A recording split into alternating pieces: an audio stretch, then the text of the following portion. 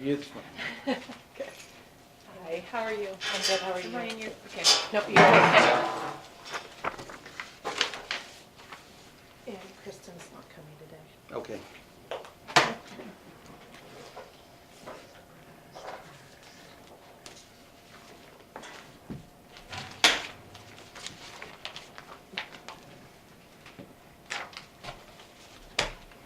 Okay, you wanna, Ready for you're me? early, yeah, if you wanna start. Okay, sure.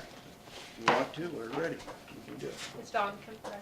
Yeah, Dawn, yeah, Okay. she's back there. Okay, hand these around to you. Thank you. Uh-huh.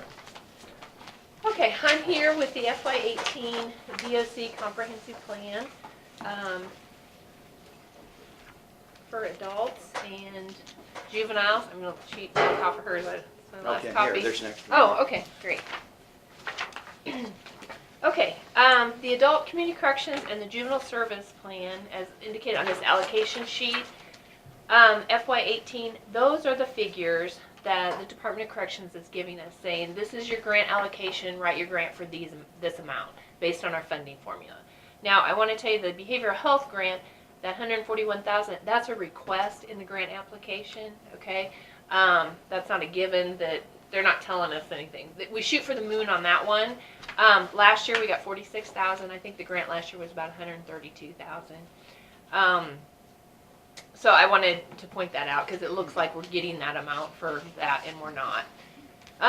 As far as on the next two pages are your budget summaries, and then the last couple pages are some grant content. The things that have changed this year for the grant, what we've included. Behavioral health includes that program provider, the cognitive behavior programming that we do with the adult offenders, and we've been doing that on level 2 and level 3 offenders, but we're going to also do that on level 1 offenders. Those are the most high risk offenders, and that program will be an individualized program. We don't have the numbers to run a group when we have like maybe one here, one in the next county, you know. So we have come up with a way to provide some programming for level 1s. The Offender Workforce Development Specialist, OWDS, that is a certification that one of our staff is going to receive through some training. We're really excited about this position because this person will also work with employers in the counties and with our clients, and hopefully try to get them employed. We have about, when you looked at our statistics, 50% of the ones that went to prison were unemployed, so it's really a crucial thing that we need to look at.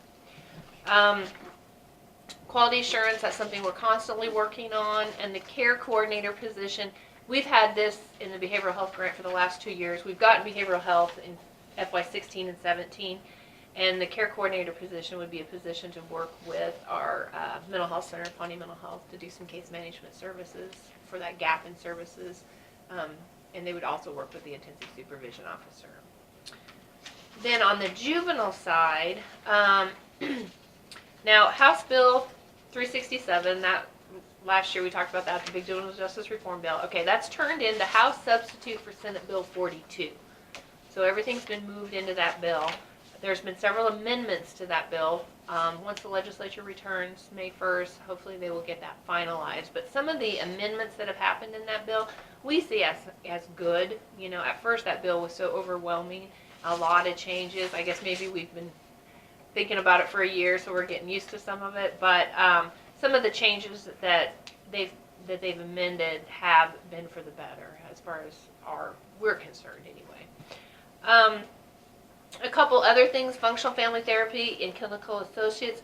These are programs that, when 367 was passed, they said they were going to have statewide contracts. Everybody across the state would have the same programming, and there wouldn't be a cost to the offender. Those are the two programs that are actually in our jurisdiction. Some of them we were too small and too many miles in between that we didn't qualify for those. But functional family therapy and the clinical associates, we have been using them. Functional family therapy is for youth that are at risk of being removed from the home, like immediately. And then clinical associates is the sex offender program for juveniles. Okay, so those are things. And the strengthening families, that's a parenting program that we're looking to try to implement in FY18. So not a lot of changes, it's just a little bit of programming that has been added on the adult side, and then moving through this, the juvenile justice reform bill and getting those things implemented probably like July 1. We started implementing some of those things, and then what happened is they introduced the new bill, and they started making some changes, and things got delayed, and so we just stopped and didn't implement something, because if they were gonna change it, we didn't want to have to do it again, so. There is a Questions? bill to repeal it too, isn't there? You know, I honestly don't know. Is there still one there to I think repeal maybe it? there Okay. is still one hanging I out there in the just, limbs from what I heard, Okay. learned last Wednesday. I think I know the Prosecutors Association and, well, the court, defense attorneys, there were some of the amendments that have happened, they're satisfied with them because it gives them a little more input in what's going on. Like, for example, the immediate intervention program, that's IIP, it's kind of like the old diversion programs that the county attorneys would run. In the first version of the bill was that somebody coming through on a misdemeanor could get an IIP, and if they successfully completed it, then they could get another IIP. There was no limit on it. Now it says the first time through as a misdemeanor, it's a shall that you get the IIP, but after that, it's a may. It's discretion of county attorney and looking at priors and that sort of thing. So they have changed that a little bit, so that's for the better, I think. So, you know, the youth that's coming through the first time, makes a mistake, they learn by it, they don't have a record, they go on down the road. But the one that keeps coming back and coming back, then there's some more consequences. So I'm not here asking for any dollars today. Good. If you would like to give me some, I'd take them. But no money. I'm here for Department of Corrections requires that all 6 county BOCC sign our applications. Juvenile Services, just the host county has to sign. So I'm here asking for approval of the FY18 Community Corrections Grant and the Behavioral Health Grant, and for signatures on those grant applications. And then I will email you a full grant once we get back and get every signature put together. Okay, I would entertain a motion to sign for the Community Corrections and Behavioral Health budgets, or grants, state of Kansas. Yes, it's So Kansas. moved. Need a second? I'll second it. Any discussion? So we're looking, your total budget is all of these together, right? Because these are 2 adult. No, the total budget at this point would be the Community Corrections Adult and the Juvenile Service Grant. That's what they're telling us we will get. Now, the Behavioral Health, there's no guarantee that we're going to get any of that, but that's the one that they'll scale back. Okay. Okay. So that's just the request.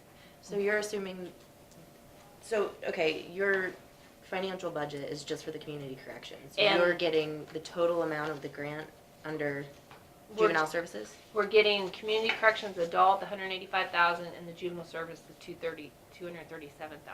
Those are the, unless the legislature makes changes next week when they come back. But you're saying the grant from the state for juvenile services is already pre-approved, the same as it was for fiscal year 17? Right, and also for the adult, the Community Corrections Adult. It's the behavioral health one that they have to decide how much they're going to give us. Okay, so county contributions, where do those come in then in your budget? We don't get anything from the county. None? No.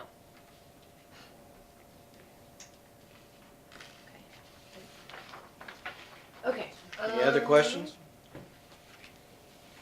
Not all in favor, say aye. Opposed? Motion carried. Don, do you want a copy of the signature sheet, or do you want to wait till she sends us the thing? I will go make a copy. Okay. Sure. Just so when I'm typing. What was the total requested for last year under behavioral health? I don't have the exact figure, Just- figure about 132.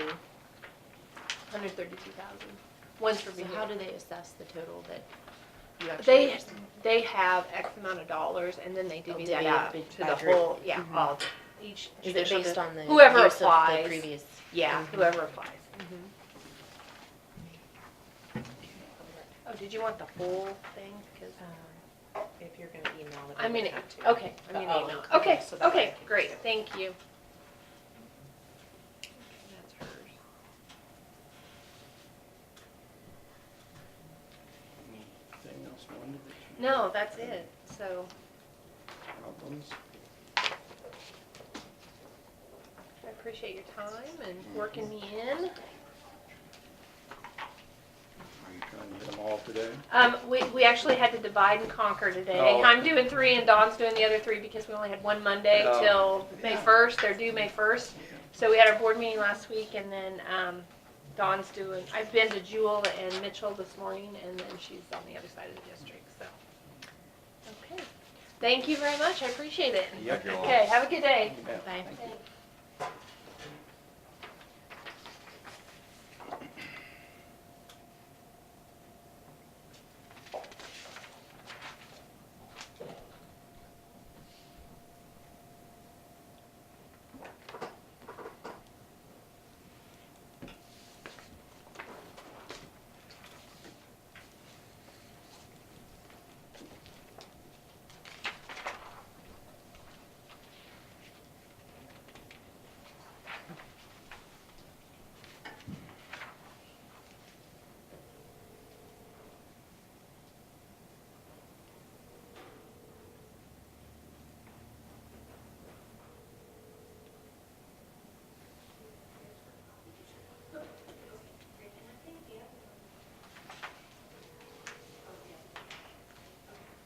Thank you very much.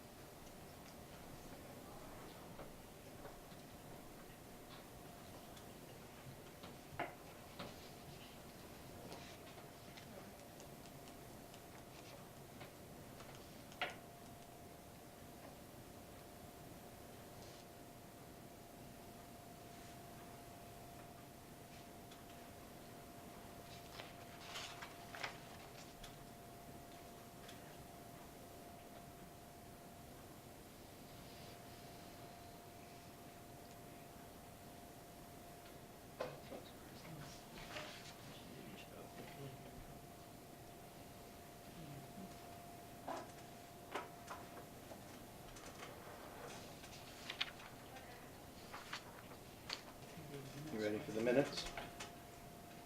Any corrections to the minutes? Dawn, I had a question under USD 298. It says that the superintendent and treasurer related that the school district has been approached regarding the district asking for an advancement on the wind power economic benefit money as a way to fund needed repairs at the school as well as the loss of revenue from state aid. I'm just a little confused about what that interpretation is. I was under the impression that she came on her own accord to request money. I don't think so. I She think said told it was you. requested that she come and talk to us, but she didn't say who requested it. Yeah, requested by whom would be the question. because she also, when I asked her, she said that she wanted the money to put in the general fund. And this says a way to fund needed repairs at the school as well as the loss of revenue from state aid. So, and I asked her directly, you know, are you needing this to do the repairs? And she said, well, we want to put it in the, her wording was, we want to put it in the general fund to free up money for the repairs. I'm not sure what she meant by that, but I think she didn't directly say that she wanted to, how she wanted to use it. I think she said both. Because then I think Nancy clarified then what she was trying to say.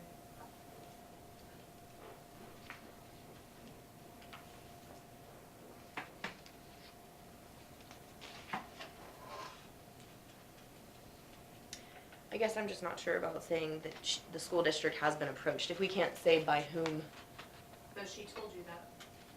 She told you that she was approached to come and ask you guys. So I don't think that.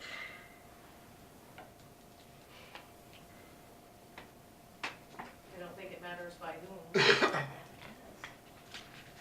Not in the minutes, it doesn't. it's what she said, so.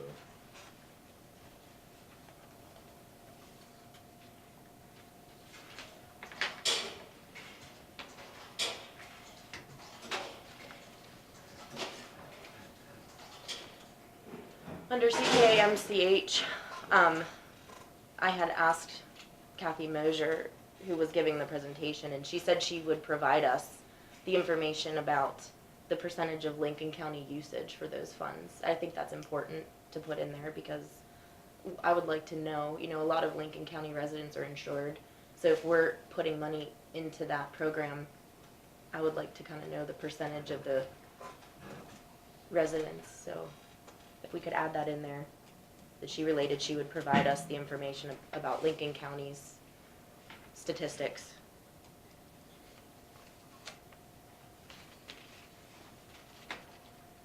Any objections to that? Do you remember that, or? You asked her and she said she would provide you the numbers. Right. But Did you catch that? I heard him, but I haven't heard them say that yes, they're wanting changed.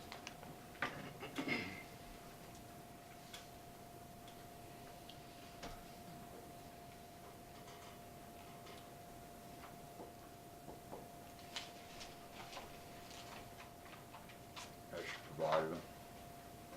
Pardon? Did she send anything out on it? No.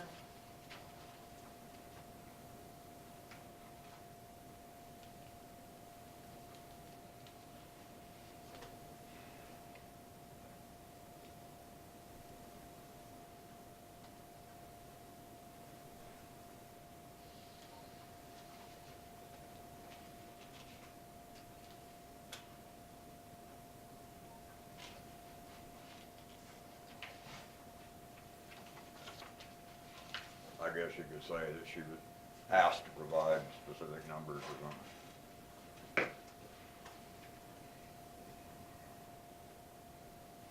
It'd be Lincoln County's statistics.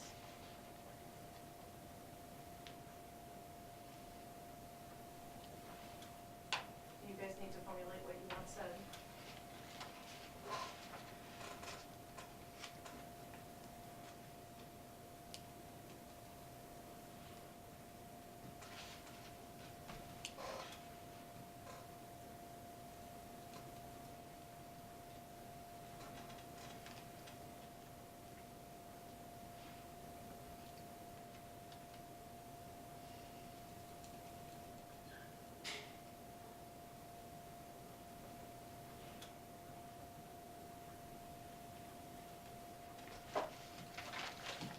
If you have something specific that you wanted to say. Yeah, she said she would provide Lincoln County statistics for usage in the program. I would just say that she was asked to provide Lincoln County's statistics in the program.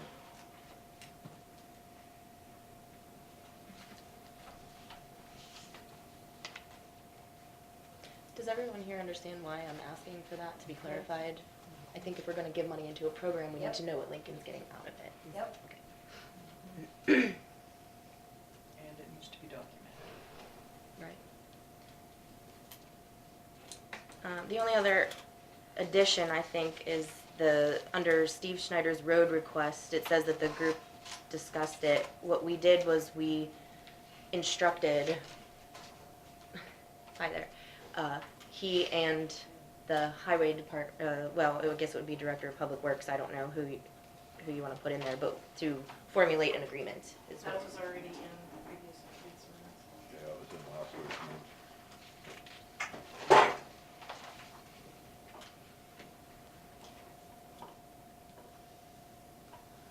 Said you moved to have road supervisors off an agreement with the land commissioners based on Steve Snyder's proposal of issuing a drive to the new residents. Right, which didn't happen, so it should be in there again because it never happened.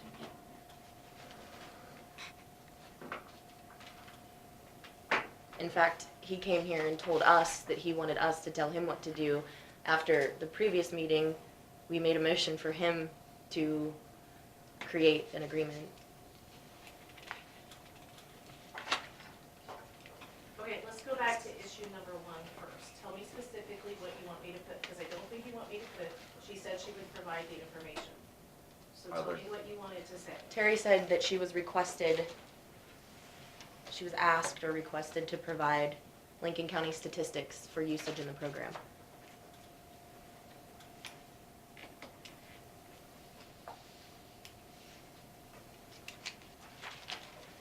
Are you all in a consensus with that?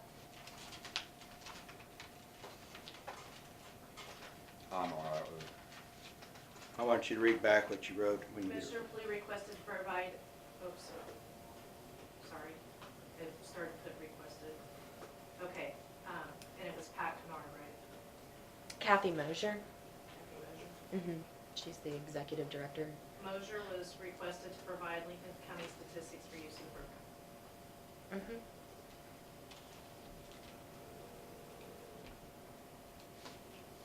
I think the motion was made last week on the agreement with Steve Snyder. I don't know if we need to revisit it in this week's minutes.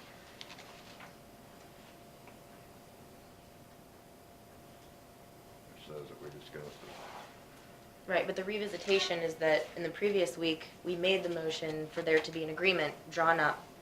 But we didn't say On when. behalf- We didn't say before Monday or whatever. It's not gonna happen in a week. I think it's probably the agreement drawn up by now. I don't know. But I assume you got it.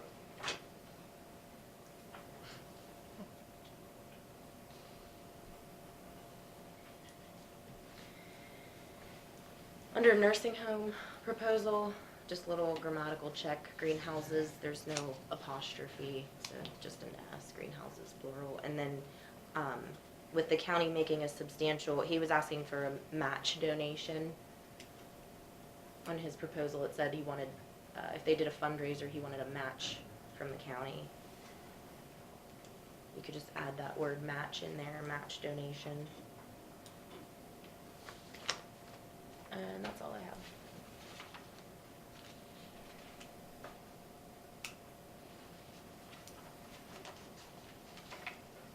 So is there a change in the highway department? No. I don't. Read back the nursing home. Greenhouses with the Yeah, apostrophe S taken yeah. out, with the county making a substantial match donation towards the project as well as pay for remodeling of the current nursing home facility. Is that right? Any other corrections?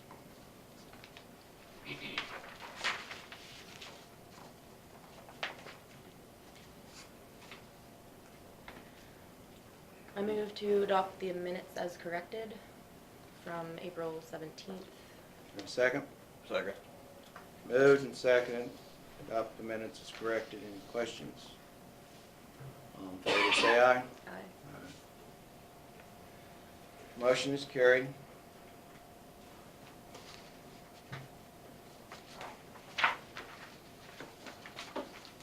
Steve, were you here for the road? I was just here, I know Michael O'Hare, and he's gonna be here. and he'll Okay, have it. okay, all right, He just emailed it to me, and I just okay, came to be here, I guess. okay, that's fine. That's If fine. there's any questions or any, issues with it. Yeah.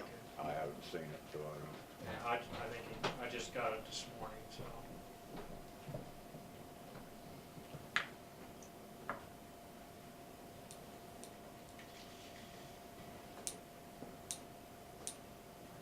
Did you see the bill? I did see that.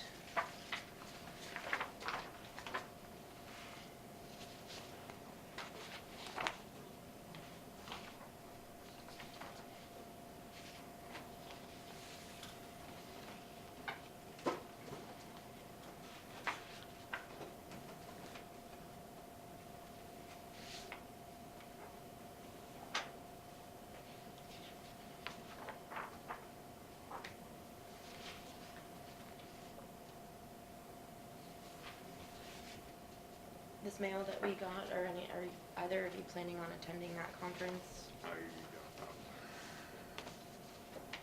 know. I rather doubt it that time of the year. I'm not more harbors with that, I'm sure. I will go. You gonna go? Yeah, I'd be glad to. You're welcome to go, as far as I'm concerned.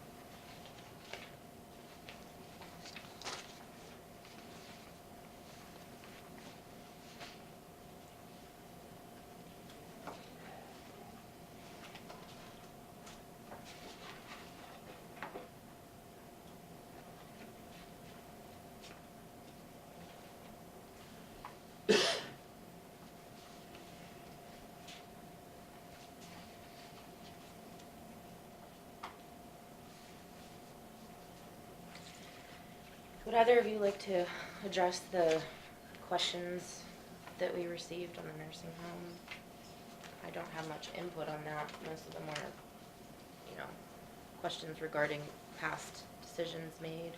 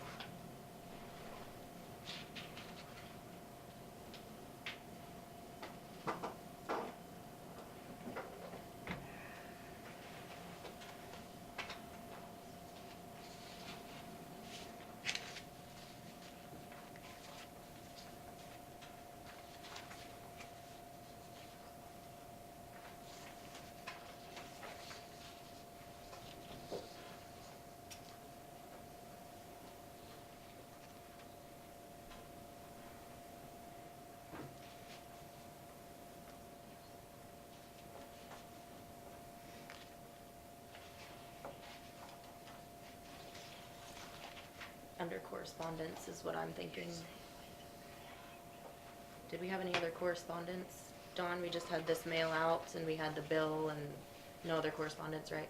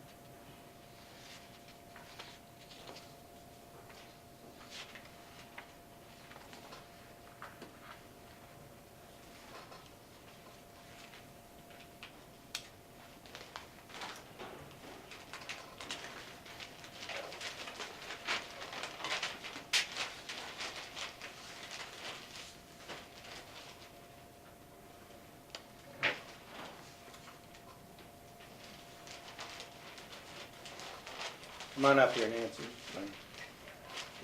Where the wall. Center, cool. I can do that. Okay. And,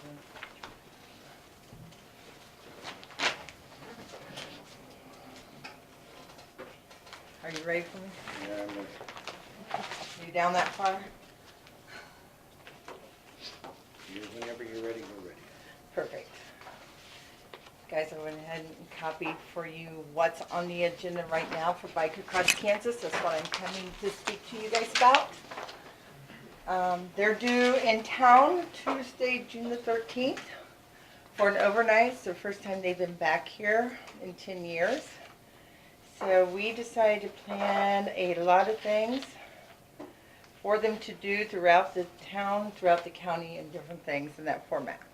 One of the things I'm asking from you, if you guys would be so kind, that is to allow us to have activities on the west side of this courthouse, in the grass area. The dancers would like to be able to perform not on the asphalt being so hot, but in a grassy area. There's lawn games that they want to be able to do and accommodate. We also have some live music that we would be putting, not on the grass area, that will be more on the road area. I have not turned to the city, but my game plan is, and they already had an idea, that would be possibly blocking the side of the street off. I just had to accommodate that. So you said just the west side of the courthouse? That's what I'm thinking. I don't see anything here on the south side going on besides normal everyday parking. I don't see any games on that side. What day of the week is This is a Tuesday. it? Tuesday. They start arriving pretty much 11 o'clock on.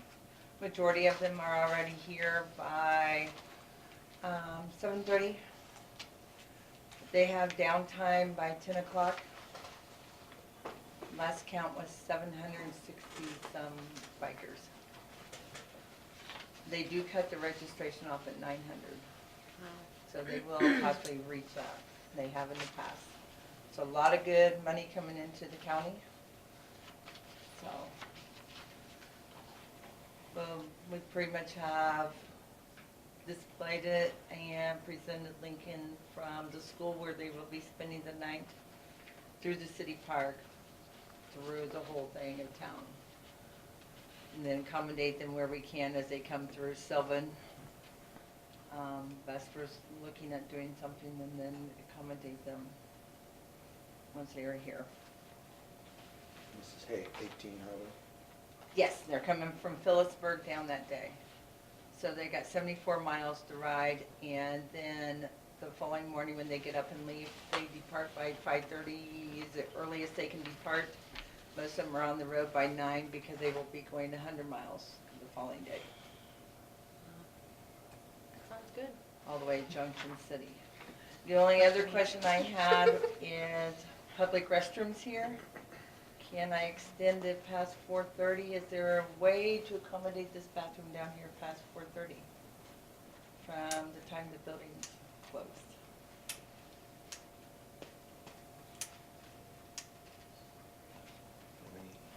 We really don't have any way to shut the courthouse off, I guess, the basement, I mean. I didn't know if there was a I way don't to shut think that there- off. There isn't a way, Dawn, is there?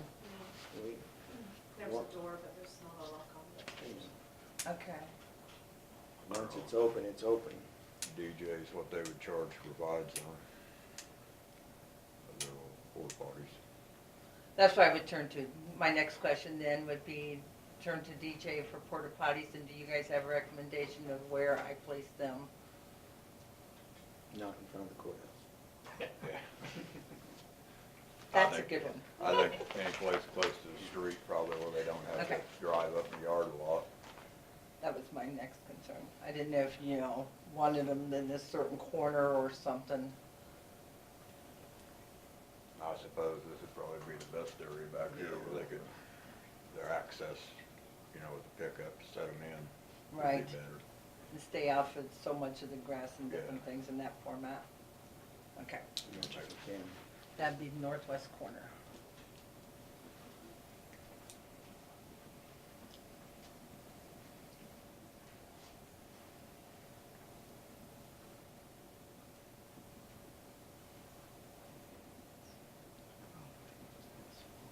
No, I'm good with DJ. They kinda had an idea, I just didn't know what the restriction, and it's 4:30, the courthouse basement is locked usually, or is it Yeah. right Yeah, up to it's 5? 4:30. I didn't say, I thought it was 4:30. 4:30. That's what I had down from prior, so.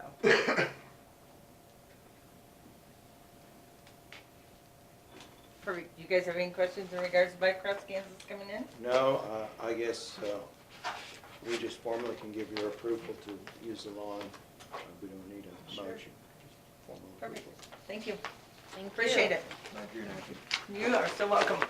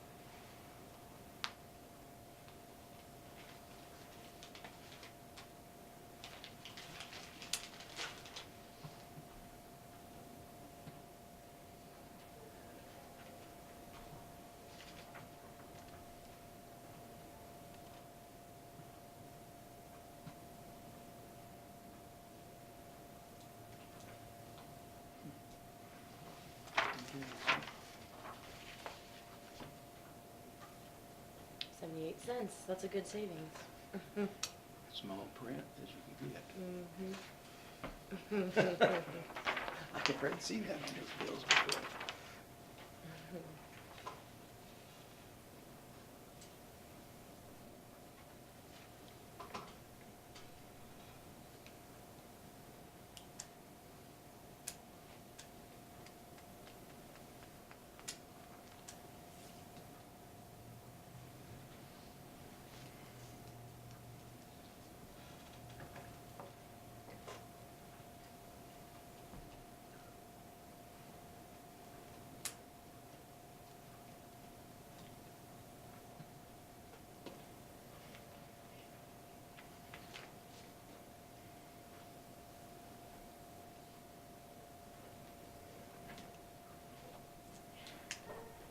You awake, Darryl?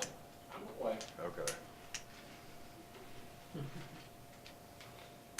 little boring today.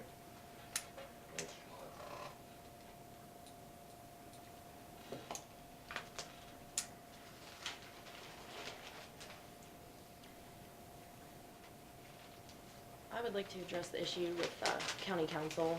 If we're expecting to receive regular counsel and questions, how are we going to rectify the situation of not having a time limit?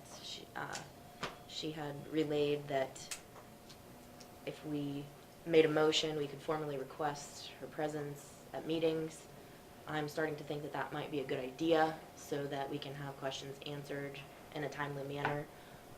I'd like to revisit those resolutions. We passed 2 in one motion without dividing the question, and, you know, enough time has lapsed that we're getting ourselves into the danger of not responding quickly enough. So I'm wondering, are we going to need, you know, a continual council availability, even if it's not every meeting?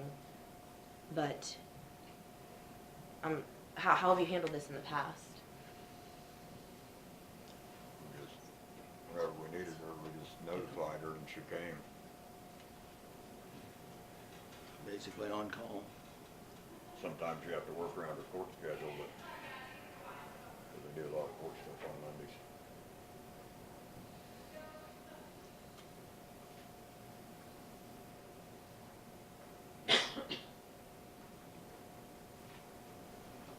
So what is the consideration going to be for the road closure situation? I think we asked her to look at it last week, didn't we? We called it to her attention last week, you know, in the minutes. So do we need to start making motions with a deadline in them so that we can do, you know, being that we can't meet between meetings? I haven't. You receive anything on that from her, Don? No, I have not. I assume she doesn't have anything prepared then.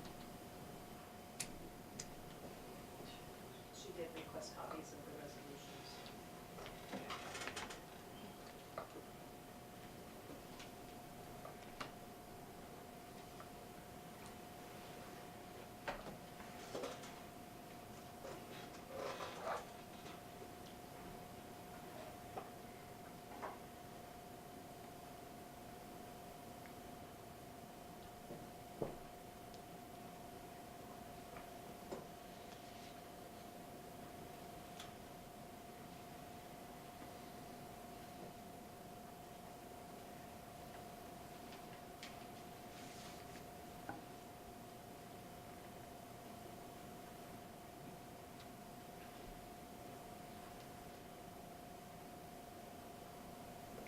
Last week, the Director of Public Works said he'd be interested in doing a strategic planning meeting. Would one of you like to head that up for the highway department?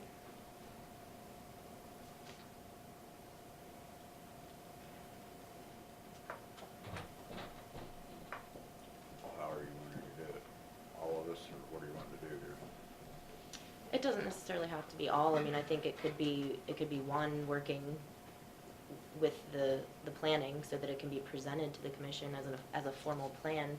Have you ever received like a bridge priority list or a road?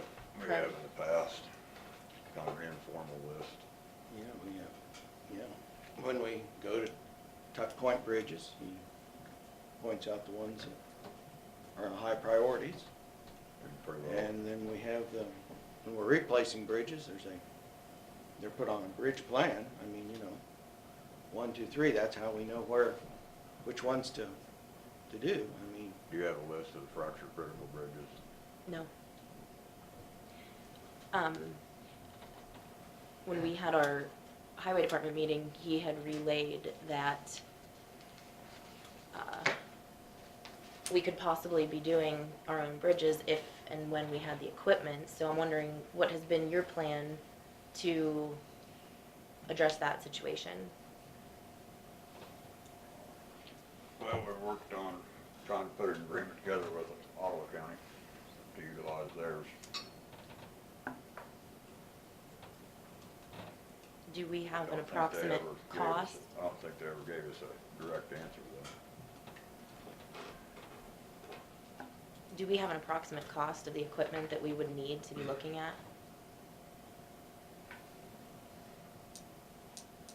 Just a roundabout figure that you guys have discussed He in the gave a past? roundabout figure of new stuff, about $500,000, wasn't it? I think that's what he said last week. At that employee meeting, that was what we mentioned, was $500,000. I remember that. So is that something that you guys have looked to work into the budget over a course of time? or what has been the budget structure planning that you've done? Survival, to be right honest. Survival and to keep the mill levy as low as we can. Because we have a high mill levy, there's no doubt about it, one of the highest in the state of Kansas. And when you have equipment that is from 10 to 30 years old, you have constant repairs. And I would say that 3 years ago, we bit the bullet a little bit. Did not reduce the mill levy when we probably had a chance to do it in order to start buying some equipment that we desperately needed. And we decided road graders were where we would start into a 5-year plan rollover.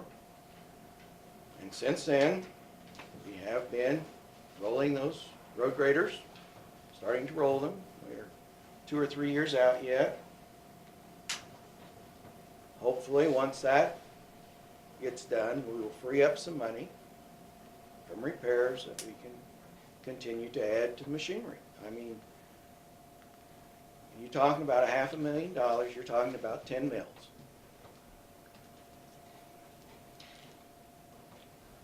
Has anyone done the financial breakdown of the cost per bridge of the years that we haven't had our own equipment versus the cost that we've spent on the rotation plan? I don't think we built any bridges that we could have built ourselves. I think there was one 3 years ago. Did they just do? No, I was said that- the ones that we're hiring done are bigger than what we could do ourselves. Right, and I'm saying the cost difference between when we were able to do our bridges versus what we're gonna pay out when we subcontract them, you know, within the budget, what is that price difference between what we would spend for that versus the rotation on the equipment plan? The bridges that we bid out have been bigger than what we could accomplish ourselves. Okay. That's Regardless of the equipment. pretty much regardless of the equipment. And you also have to have manpower to do Yeah. those. When you build all those big bridges, you need 10, 12 people working on them constantly. Did you tell me those were 40 foot span and bigger? Where's the break, the cutoff? I think they were building like 30s, wasn't it? I don't remember the cutoff. But I do know that our bridge crew, when they were doing some smaller bridges, it tied them up for months. And that's all we got done. That meant there were no culverts put in, no culvert clean outs. I mean, that was for 3 guys. We tried to have 3 guys. Part of the time we'd only have 2 guys.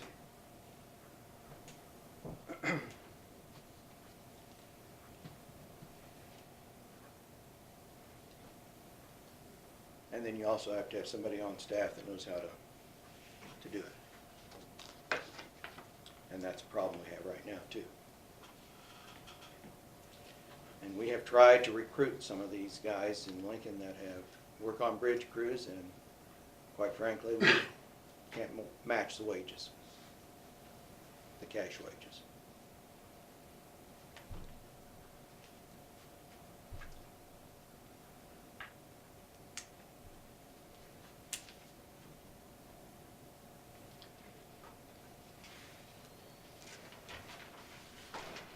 So would one of you want to take on the strategic planning initiative to kind of look at the breakdown and at least present, you know, an analysis, let's say, of what the expenses have been versus what they potentially should be to get us on track to address some of this, I call it a bridge crisis. I mean, if we can't keep up, I'm not sure what your expectations are in the next few years to reopen or address any of the serious issues. I can go work with them. But I can tell you, what it boils down to is dollars.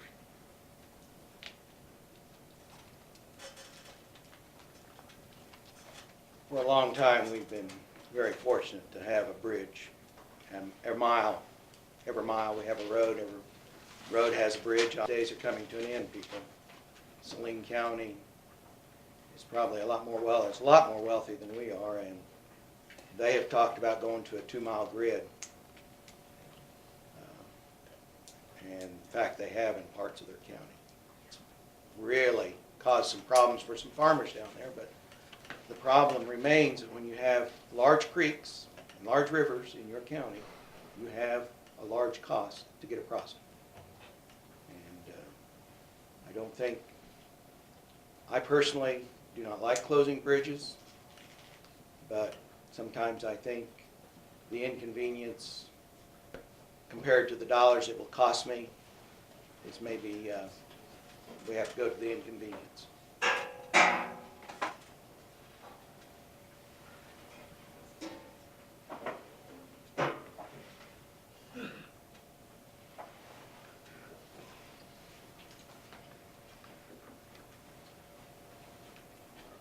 Well, my suggestion that would be that we start, this is the largest department spending the most money. My suggestion is that we start there, but I think what we ultimately need to do is get all the department heads together, representatives from, each branch, so to speak, so that we can do an overall strategic planning, because from my understanding, that's never been done, correct? I don't know if we've done any planning as far as that you would, they call a strategic plan. We have had department head meetings, different times, address budget stuff. Doesn't the planning commission help to facilitate that kind of I suppose an we event? would. You've never asked them for any help with No. some, okay. I would be willing to do that part.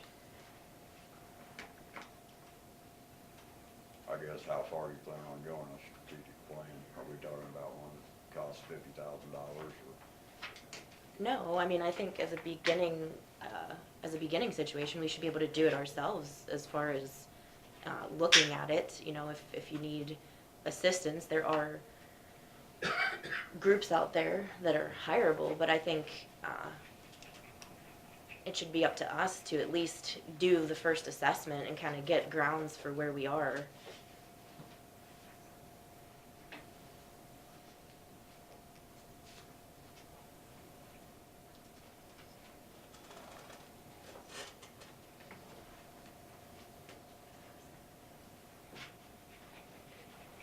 Maybe you could talk a little bit about how you lowered the mills that were given to the Council on Aging. Because that is an example,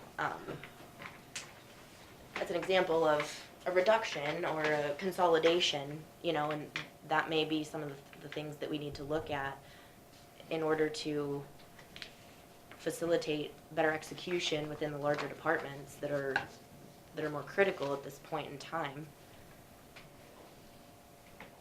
Do you want to explain maybe how you guys decided to do that? I guess I can tell you why I decided to do it, because there was a major increase in the valuation of the county, and they weren't spending all the money that they were getting previously. So there was a, $12 million increase in valuation? 5.13. Yeah, considerable. And they weren't utilizing the money they were getting before, so all of it.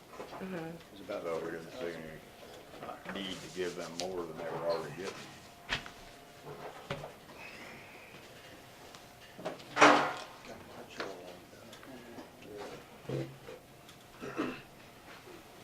Morning, Michael. Good morning, everyone. Hello. Morning.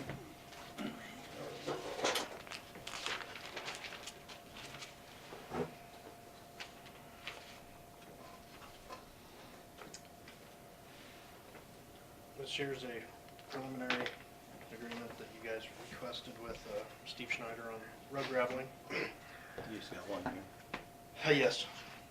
I sent Steve a copy of it. He was gonna review it, sorry.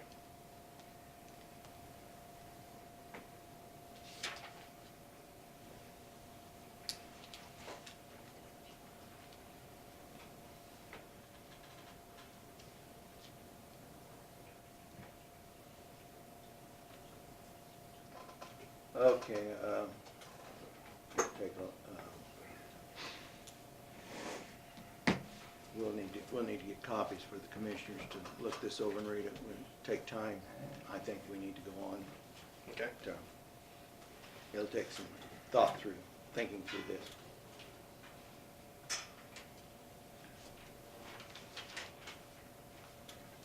I guess, did you have any comments on this, Steve, or? Oh, I didn't. Okay, I think next week we'll be able to discuss this with some knowledge. I hate to do it right off the top of my head, reading this agreement, and probably we need, have you checked with county attorney? Yes. Okay. Okay. Yeah, why don't we kind of plan to do that next Okay. week? We'll address our concerns, and we'll get copies for Alexis and Terry. All right. Okay. Heard back from Murphy, and they are hoping sometime in the month of June to get us the motor graders. They don't know a date yet at this time. And I've made some additional changes to this form. Let you all take a look at it, see what you think. Did you get the letter that was sent by Mr. Murphy last week? Was that, Aljo, did you, that was a correspondence that we received. There was one letter that was mailed in, Dawn gave it to us, and I was the last one out and checked on the table, and I wasn't sure that that ever got to you when you left. It was, Yes, out at the Oh, lake. yes, Okay. okay, yeah. you did? Sorry, Yeah. it That's okay, confused I me. just- We Yes, were I talking about did. Yes, Murphy it did. Tractor. Yes, I did. Oh, I'm sorry, handed- yeah. yes. It I was handed Tom it to- Murphy, I think to his the- name is, yes. right?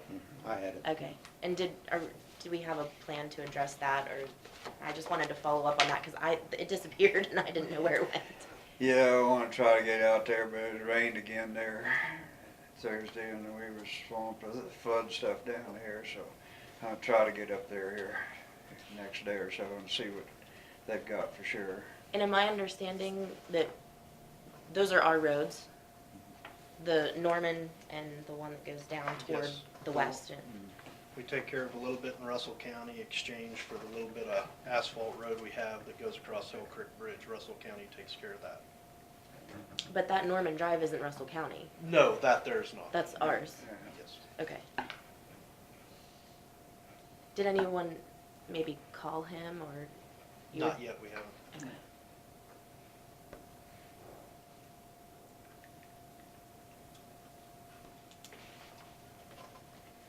Does that need, do you think it needs any material, or does it just need graded and it hasn't been graded? Well, kinda the way it sounded, they thought needed materials, but that's what I wanted to get up there and take a look and see whether that's really the problem or what we need to put on it and what not.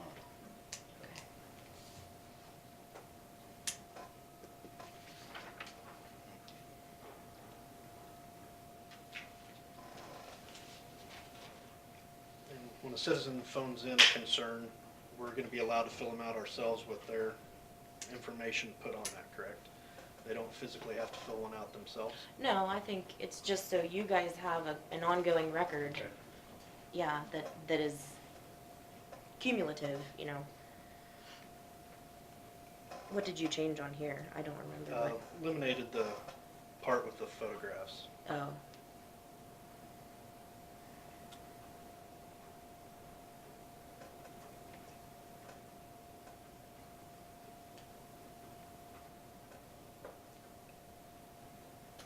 I think that looks really good.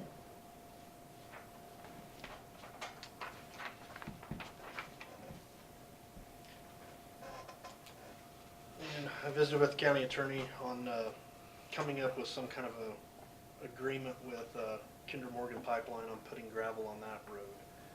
And she felt that it wouldn't be necessary due to the fact that neither one of us are really asking for anything beyond, but just the need for today type stuff. So she thought that home rule would be more than good for that instance, so.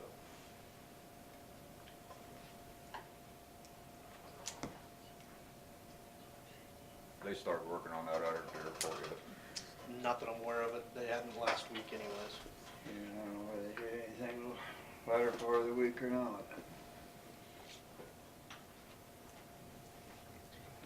think where their permit was 1st of May, when they'd start. I just noticed a lot of pipeline guys that here or something. They got a lot of locations they're doing work to, sounds like.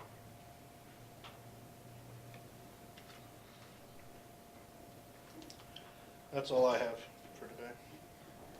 Have you guys physically done anything to block off the road that David Bell requested to be closed?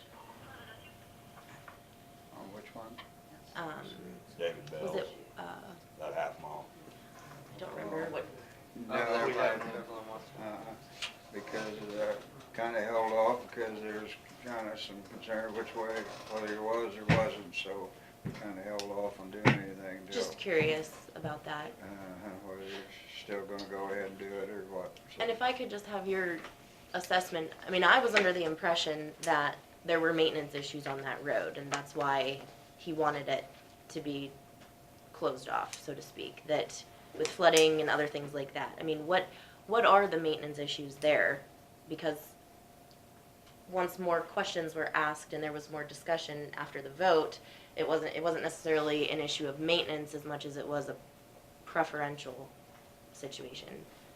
yeah, well, most of all that down in there is, there's really no entrance, it's just all flat, we just kind of blade a road through there. They can go in and out most anywhere they want all along there, so. To the fields, you mean? Yeah. And their low water crossing His, on that yeah, section. his concern was that low water Yeah, low water. crossing where the rocks are. Just a rock crossing. Yeah. As if the low water crossing isn't doing its job, or it needs something, or, It's doing the job, I think, but it's kinda right on a bend, it's kinda cutting back over. I think that's his concern, maybe it's cutting back into his property a little more, of course, it's on that bend all the time. I think that's, okay. A low water crossing, no matter what its design is gonna take some sort of maintenance after heavy rainfalls where it's flowing a lot. You know, whether it's rock, you know, we put bigger rock in, it'll wash some of the smaller stuff out, so it will need smoothed over. If it's a concrete one, you're gonna have dirt and brush debris that you're gonna have to deal with, or whatever it may be, so. And I guess my question then is that why he wanted the road closed? Because he felt like that low water crossing wasn't being maintained? Because that's the impression that I was given when it was first requested. that I really don't know. Okay. Because I I guess think it was, you've visited more with him about that than I know about, so. I think it was the erosion part of it, that it was cutting back away from the low water crossing to make another low water crossing Yeah. on its own. Yeah, 'cause it's right on that bend and you get a lot of water when it starts, like every creek or thing, will work back into the bank.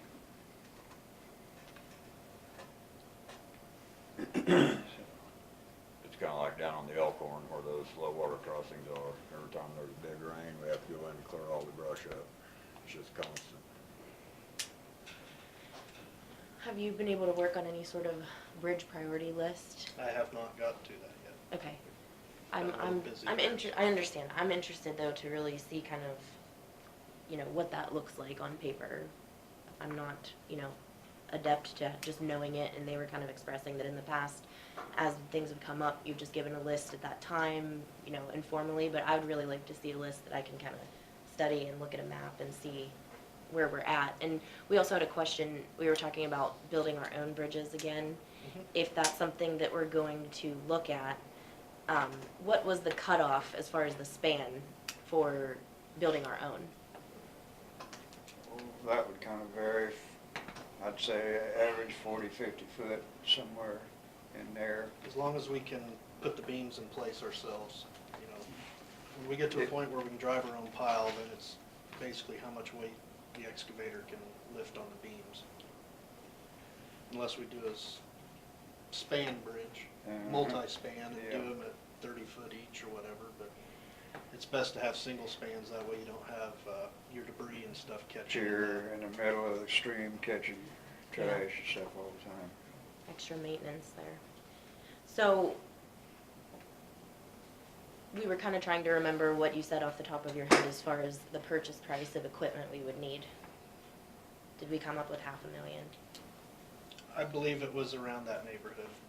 I would have to pull that paperwork back out to get you the exact number. That's I haven't okay, looked but at that's something you looked at when we sold our old equipment, or, it. Prior to, I believe, we was looking at some different options and what's available and what other people were using, so. and you were the one that approached Ottawa County about a joint effort there, maybe borrowing, renting equipment? Yes, we've discussed it. And with, nothing has come of that? Well, sometimes that stuff's easier said than done. You know, they use that equipment also. So scheduling becomes an issue, and then it comes down to what type of agreement does a person really want to have. As far as if the machine fails while we have it, but we feel it was because they didn't maintain it or whatnot, it makes it very difficult. And when it comes down to actually doing the agreement, I believe it's going to come down to this commission and that commission working something out.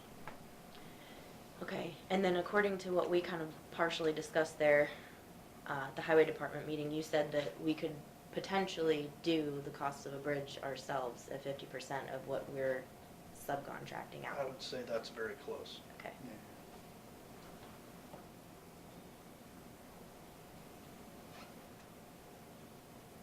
And what are we looking at as far as training for people, for bridge crew?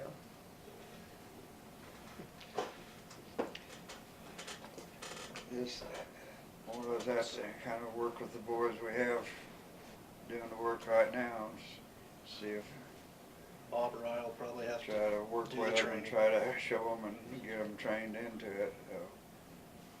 That's the only way we can go. There's no formal opportunity for training for that? I have no clue where to look. Through your association, or, No. no? And training for pretty much everything in our area is very hard to find anything that's gonna be real beneficial to the employees. Hands-on is the best. I know that here a year or so ago, we tried to hire a former employee of a contractor, but the wages just weren't near what he would need, so. Yeah. And they can make twice, 3 times what they can here, working on a contractor, well, they're gonna go there. Here's a few, yeah, would rather stay put in one place and have a family or something, but most of them would rather go with the money. I know Aljo had mentioned about, comparing Saline County and about how they're going to a 2-mile grid system. And we had talked earlier in the year, I know, about just different road closures when we were previously discussing the road closure of the airport. And so, is that something that you think we should look at this year? Just, have we discussed again anything about Ash Grove, or where are we in that process? The roads within Ash Grove? The closure that they requested. Yeah, it's pretty much in their hands now. There's nothing we can do until they have the permission from all the other landowners to close that. Is there some sort of petition they're filling out, or No. form, or? I had some paperwork that she was gonna come by and pick up in my office, and she hasn't even picked it up yet, so.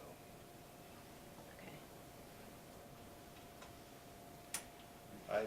I believe it's out of the county's hand at this point. I don't see where our effort would be any good. You know, one of the biggest things about closing right-of-way is landlocking someone. Somebody will have to, I'm assuming, do private easement or something like that when you do it.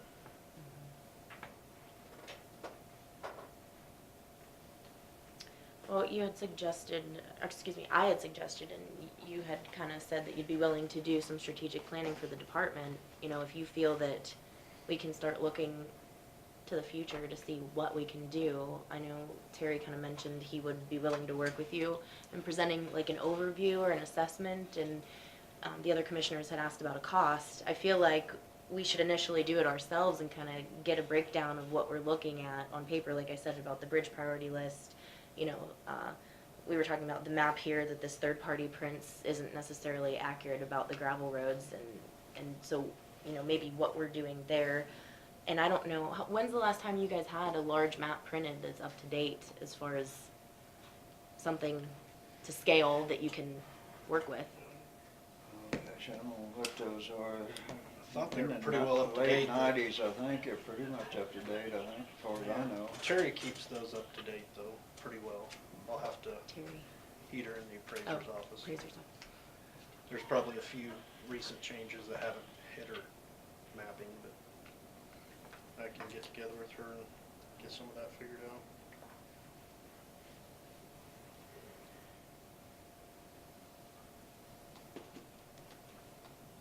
I think maybe over the next month or so, if Terry, are you saying you wanna do that Yeah, part I of can it? do it. Like I say, I'm- Terry said he'd be put something willing to together. just look at the overall situation that we have and, you know, where the money's been going, where it needs to go, and kind of assess some of that.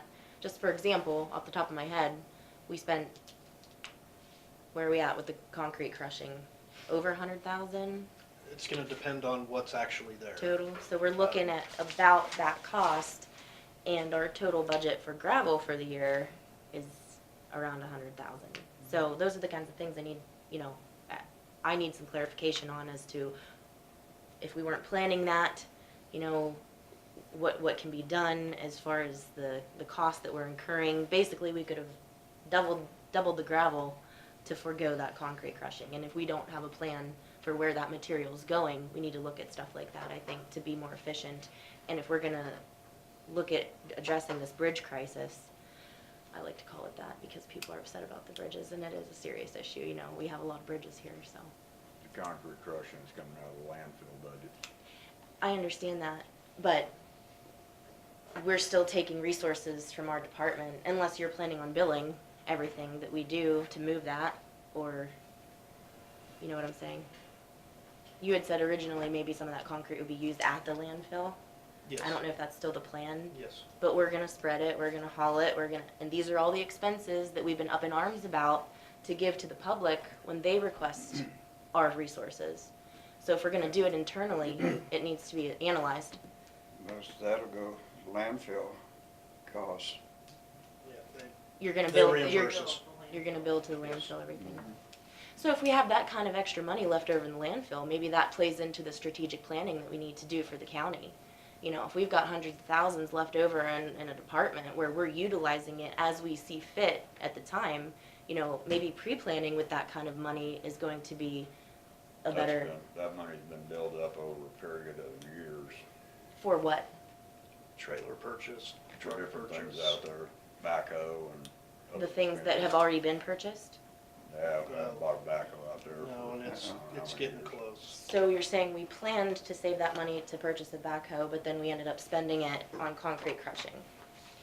Well, it's part of the Not operation of entirely. the landfill. Well, I think this is where planning comes into play, you know. We replace the trailer out there every, what, 8 or 10 years too, A normally. little less than that, probably. Crushing of the concrete's just part of the operation of the landfill. They're out of space, they don't have more place to pile stuff. Have we billed the landfill for hauling the concrete to it? And the public and people just haul the concrete in. It's just accumulated on its Yeah, own? they- We haven't yeah. hauled any? Yeah. We probably hauled a little bit over the years, but, you know, it's not something that they bill for, so it's free to dump.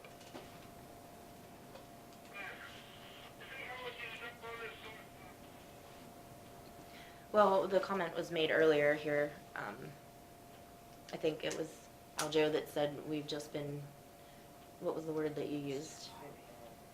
Survival, maybe, you know, and that's been a reactionary thing. I know you've kind of expressed the same thing, that we're just reacting to circumstances, and I think with a little bit of planning, we can help alleviate some of that stress. I know, Bob, I've said, your due list every time you explain it is longer than your arm, and I don't know how you can survive with that, so. Well, And- Dave, and- the flood in the southern part of the county. Like I say, Just yeah, set like we everything just back said, many, many we months. don't plan for that, there's no way to plan. it just happens, the good Lord says, here, you take this. And so we have to react to it, and forget some of the other things we already have scheduled. We can't just, well, forget that because we had this scheduled and this schedule, that'll come next year sometime. We can't do that. We have to react when the emergency happens and then try to work back to where our schedule was. Well, and not necessarily planning your every physical move, but, you know, the money side of it, we were kind of discussing, has anyone done a cost analysis or a breakdown of what we would have saved if we were going to build these bridges that were being done right now ourselves, that 50%, where that falls in as far as, Well, the bridges we're building right now are underneath a state program, so these wouldn't be bridges that we'd be building on our own anyways. There's programs out there and we apply for them, and sometimes that we get awarded, sometimes we don't, but we've been what I call fortunate in getting awarded these projects. You know, bridge down there on Elk Drive, that wouldn't be a bridge that we would be capable of building ourselves. it's bigger than 40. Yeah, it's 170 some foot, I think. So, you know, that one is not one that we would build with our own forces. The one up by north of Barnard there, north and west of Barnard, it's a size of bridge that we would be capable of building, but due to that bridge program that the state offers, we were able to You use put it on that. the list for that, gotcha. Yes. So again, that's Yeah. where a bridge priority list will come in handy to kind of see Yeah. where we are with that, so.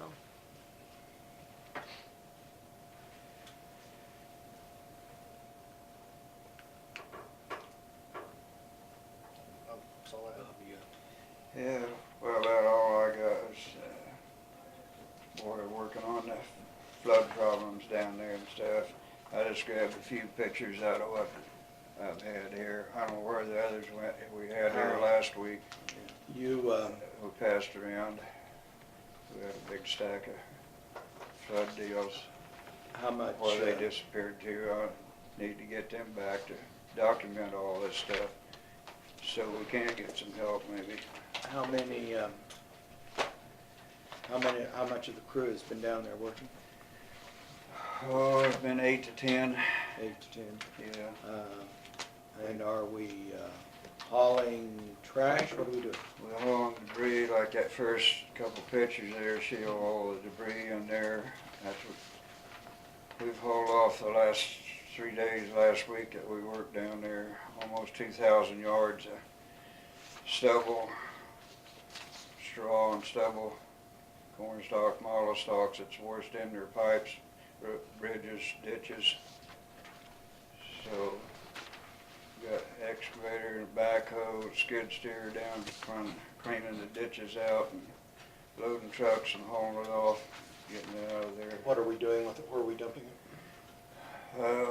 Only place we could get to on part of it was that Juniata, that little lot we have down there where we stockpile our rock for sealing and stuff. And then it finally dried out and we put a little in the gravel pit where we, if it dries out, then maybe we can burn it someday or. What about that that's not on our right of way? Is that going to divert the water when it rains now to other places? Is there Well, enough stuff there to? it's gonna come back to haunt us later on. One of these pictures in here. I think it's in here, but yeah, like that one there, you can see here what's upstream. from That's there. upstream. I wondered if that was upstream. Yeah, so we're only gonna get 8-10 feet of that out of there, and that's still gonna be there next time the water comes up. It's gonna be right back in the bridge again. So we're constantly facing that same issue over and over. Have we been hauling gravel down in that area? Yeah. No, I've been just trying to smooth it up and pull gravel back up out of the ditches that washed off of what we can. And it's been a little too wet for that, and like I say, we've had the trucks tied up trying to haul all this trash out and get pipes and bridges cleaned out where they're opened up and won't flood everything again, hopefully, so.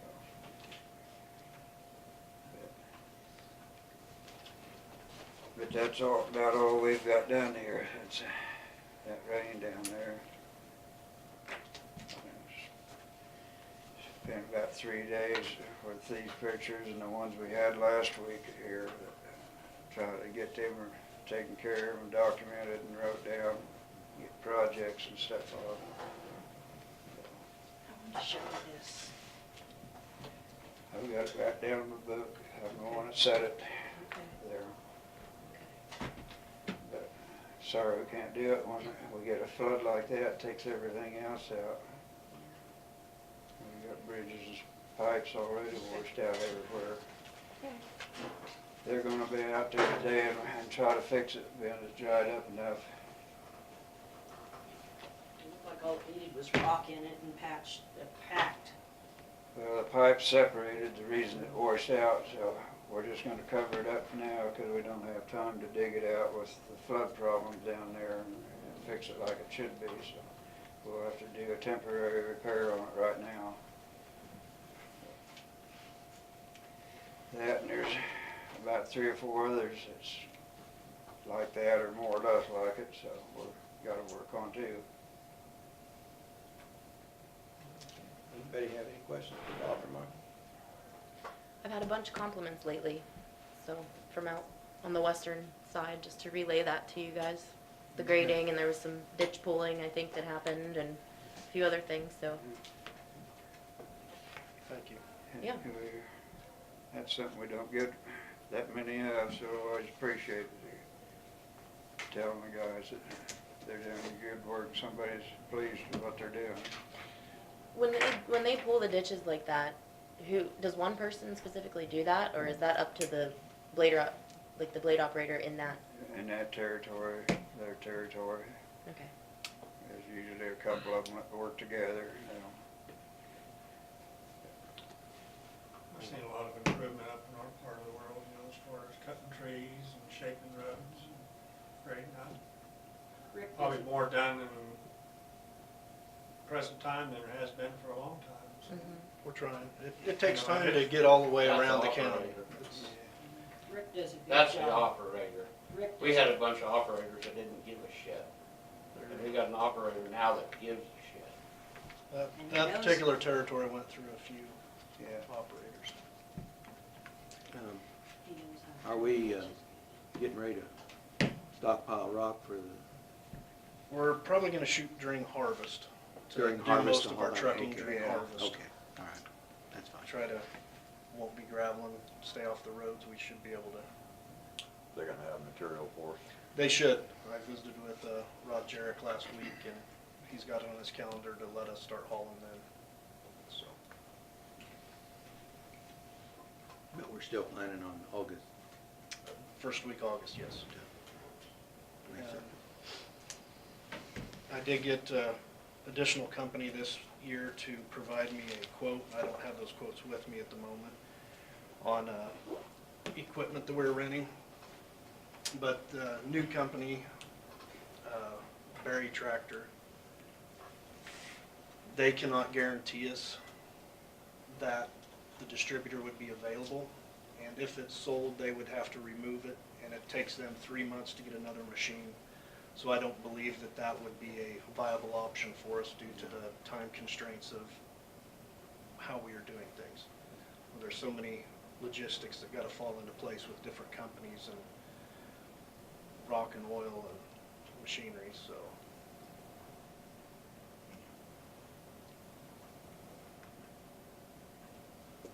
I just don't see how we could commit to them. $1,500 cheaper on all 3 pieces of equipment total. Yeah, we can't have a 3-week shutdown in the middle of 3-month, 3 month. 3-month turnaround for them to get a new machine. Can't have it, can't have They're it. just starting to be a dealer in this new brand of equipment, and they're not real familiar with it themselves yet either. They're trying to learn, so. All right, well, thanks, guys. your input today. Have a good week. All right, thank you all. Will it rain on Thursday, Friday, Saturday? Starting tomorrow. Hold it off till Friday. Yeah, I would be more than happy. I just don't We're off have that- 4-day weeks, right? Yes, sir. Yes, sir. Just have not found out how to have that power yet. Okay. Yeah. Mhm. Do your rain dance. Thank you all. Bye.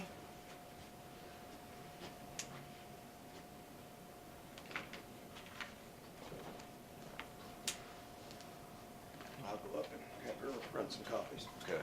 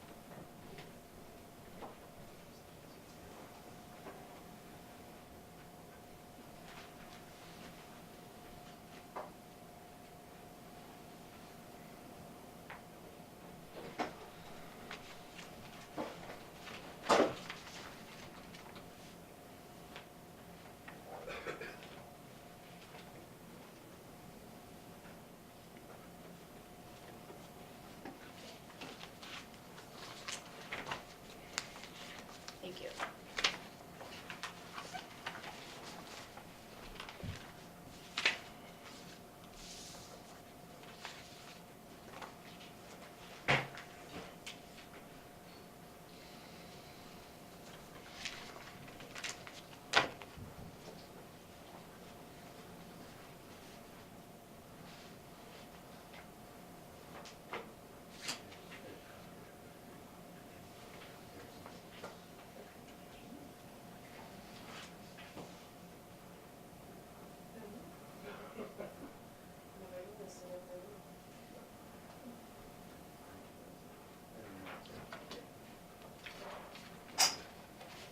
That's all we got. Get training today.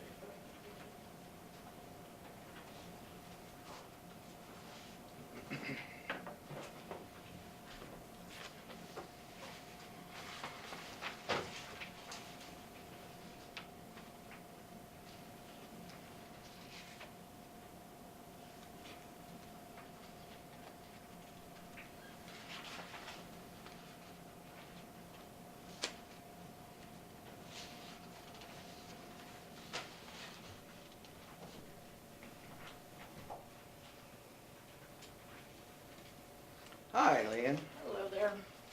How are you? I'm sorry, guys. Got a quarter of the year done doing? We do. Dawn's chair? Nope, Dawn sits over there in the corner. I banned her to the corner.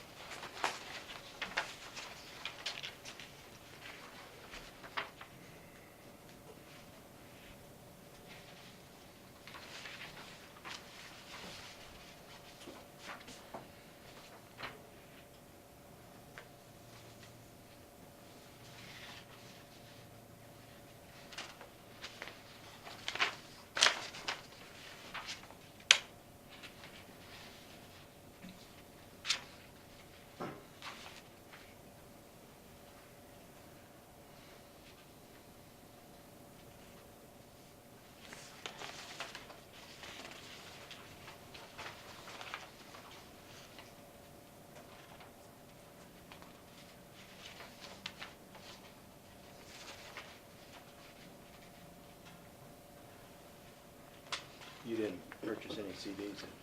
3 Oh, you did? Where were you at? under Wind Farm. Oh, under Wind Farm, okay. 500,000 each. 500,000 each. And they're paying 1.05. 1.05?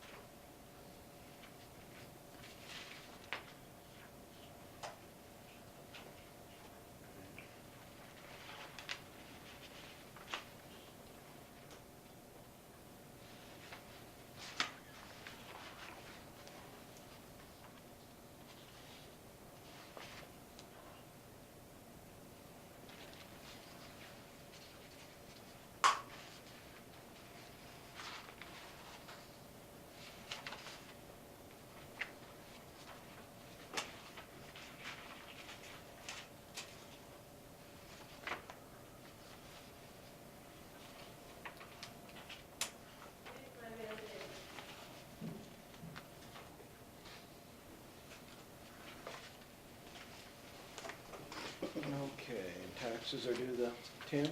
The May. 10th of May. And are we running about, collections about the same percentage-wise? They're starting to roll in. They're starting rolling. What about the taxes that are in arrears over a year? Do we have a pretty good sized chunk of Yeah. real estate and money? Yep, we do. Kind of waiting on the county attorney to make a decision. Okay. I think maybe it'd be nice to, you provide the commissioners a list for the amount for those that are over 3 years delinquent, Can do that. so we kind of know how much money we have laying out there. Can I borrow your pen? Yep.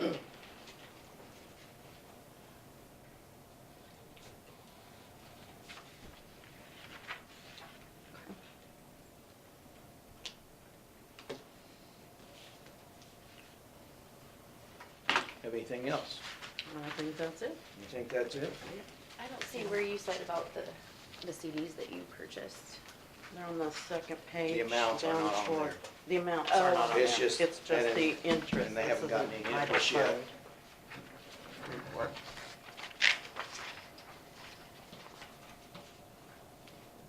You see down You there see where it them says down wind toward the power bottom? CDs? Second page. No, it's the third page. On my third page, back Yep. page. Yep. Okay, Back down now, here at the bottom. the ones that are all blank? Yeah, Yeah. it says 0. Because I just purchased them. Right here, Yeah, this one, the last page? right there. Okay, See, they're listed, they're right there. Yeah. CDs are listed. The amounts are not there, but just, there'll be interest. Is that quarterly? Are those I quarterly? believe it's biannually. Biannual? so the CDs, first quarter that's left blank, there's nothing in there? There's been no interest earned. These are interest earned on all the accounts. Mhm, And yeah. I just purchased them, so they haven't earned interest So I'm yet. saying you don't have any prior CDs that, Mm, you have like, you have, okay, totals, you have checking account totals, savings and money market account totals, CD totals are all blank, so there's But we nothing. keep, yeah, and we keep the Pittard and the Children's and the fire, reappraisal, the water recovery, and the wind farm all separate. So they have their own separate totals, not in, this is county money on the front page.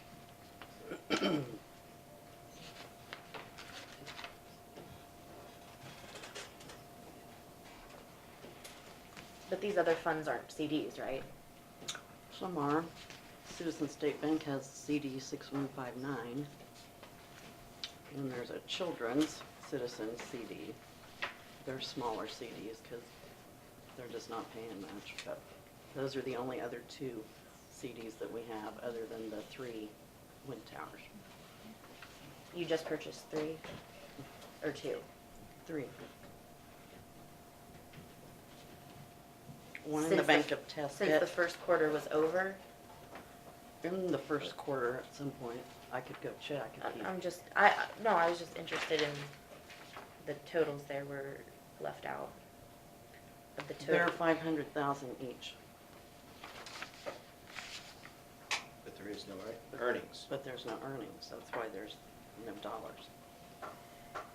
So what was the first one? You did one this year in February or I did all 3 of them this year. I think it was in February, but I would all have 3 to at the look. same time? Or, I did 2 at Citizens and 1 at Bank of Tesket. but I think the first one you did was by itself at Bank of Tesket Mhm. early on in the year. And so then you did 2 more just recently or Within a week of each other. within a week of the first one or? Mhm.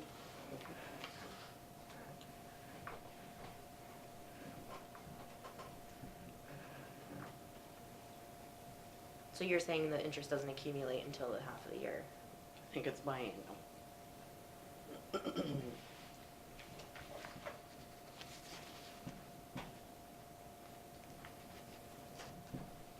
Semi, right? That's what we're looking at.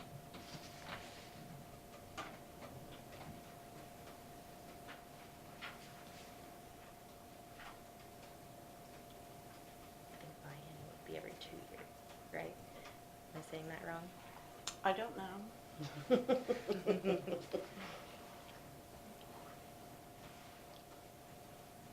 Fine, it's every 2 years. Semi-annual. 6 months. Okay. Okay.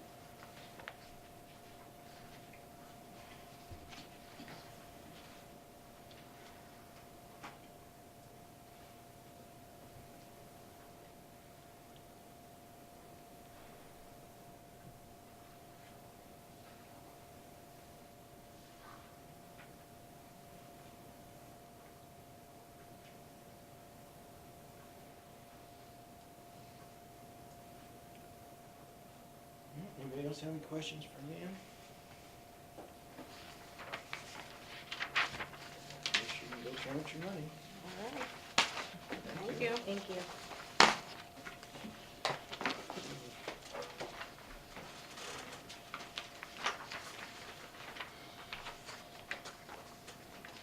All right, are we ready to recess till 1?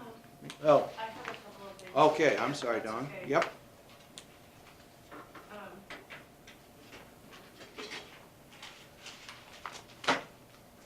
The transportation bus hired Paul Ritter as a part-time driver. And so we need to have approval for him. And then, James Miller out of the landfill has completed his 6 months, so he's due for a 50 cent an hour Okay. increase. So those are the Okay. only 2. Paul Ritter, salary is $11.05, part-time. Transportation bus. Transportation does. Is this to replace the part-time driver? Or? Yes. Okay, and this, we still have the same full-time driver, we're not breaking it down?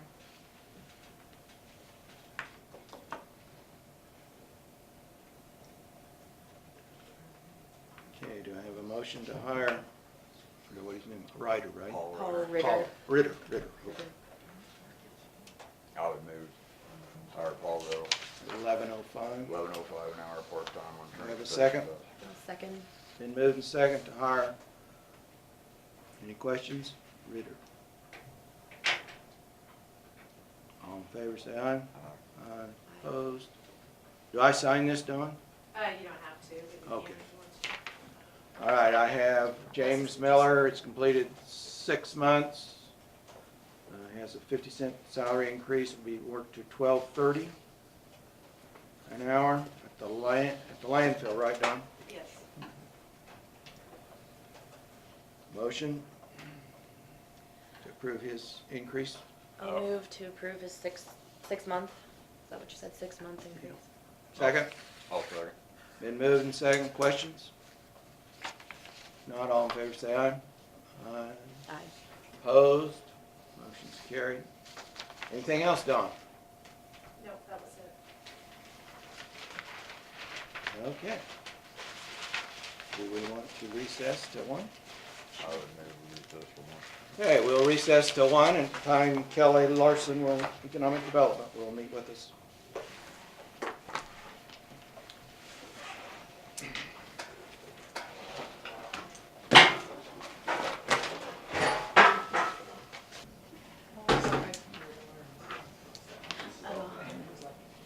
Recognized. And she waved, and I waved, and then she came over and introduced herself. Okay. Nice lady.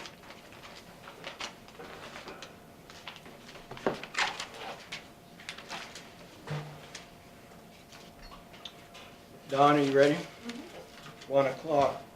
Back into session. Kelly, you're up. I'm up. You're up. Well, Front and center. front and center. I guess what we're here to talk about is doing a request for proposals for Lincoln Park Manor and kind of deciding on the direction to go. I guess the way I look at it is the decision that's already on the table is that the commission voted to do the $2.5 million renovation. It's hired the architect. He's on contract. So that's where we are. John Grace has submitted another proposal, which I think there's a lot of details yet to be worked out with that. So nothing's really anywhere close to being set the way I look at it. Or do we kind of start from scratch and wipe the slate clean and do a request for proposals? Since our meeting last week, when the commission decided to put this on the agenda for today, I've been doing a lot of thinking, and I've got a whole page worth of notes. So, if you want, I can kind of go through my thought process here, and then we can go from there and discuss it. I guess if this is the direction you want to go, number one is I think we have to clear our heads of everything.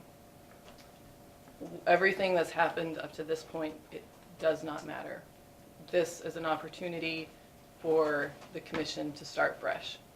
So all the conflicts, all the personality issues, all the Facebook and social media stuff, all the conspiracy theories and everything else, it does not matter anymore. All the issues that still have to be addressed, it doesn't matter. In terms of the RFP. Now, as an example, the back rent. Is that an issue? Yes. Is that an issue that needs to be resolved through the RFP? No. That is a totally separate thing. It has to be solved, but the RFP is not the way to do that. Same with a lot of other issues that are out there. I mean, there's a lot of things, but they need to be resolved separately. The RFP, like I said, is an opportunity to start totally from scratch and start fresh. John Grace's proposal does not matter. If he wants to submit a proposal, he can do so through this RFP, but the RFP is written the way we want it to be written, with the primary goals in mind that we see as being the primary goals. and not what him or anybody else, for that matter, sees as primary goal. You guys decide what that is. And so if he wants to submit a proposal, he can do that through this process. So I guess number one is we start fresh. Totally, everything is wiped clean. Number two, and I guess if we're going to move forward and write an RFP, there's two questions that have to be answered first. And I sent you an email on this last week. Question number one is, what is the county's primary goal for the nursing home? Is it quality of care? Is it the cost to the county? Is it the economic impacts? Is it transparency of finances? Is it the organizational structure of being for-profit or nonprofit? What is the primary goal? And then what are the lesser goals? You know, if we were to take all these goals that we have in mind, everything that we want to resolve, what is the absolute top one? And then we kind of rank it from there. Because the answer to that question is really going to set the direction for everything else, I believe, is the way I look at it. If the top priority is quality of care, then I think the options moving forward, we're going to keep that in mind. If the monetary impact to the county budget is the top priority, then I think that kind of sets the direction in another, going a separate way. So again, the absolute top question that we have to answer is, what is the county's primary goal when it comes to the future of the nursing home? The second question then is, does the county want to lease the facility, or does the county want to sell the facility? And that is going to then set the direction. And I think there's pros and cons to each one of those.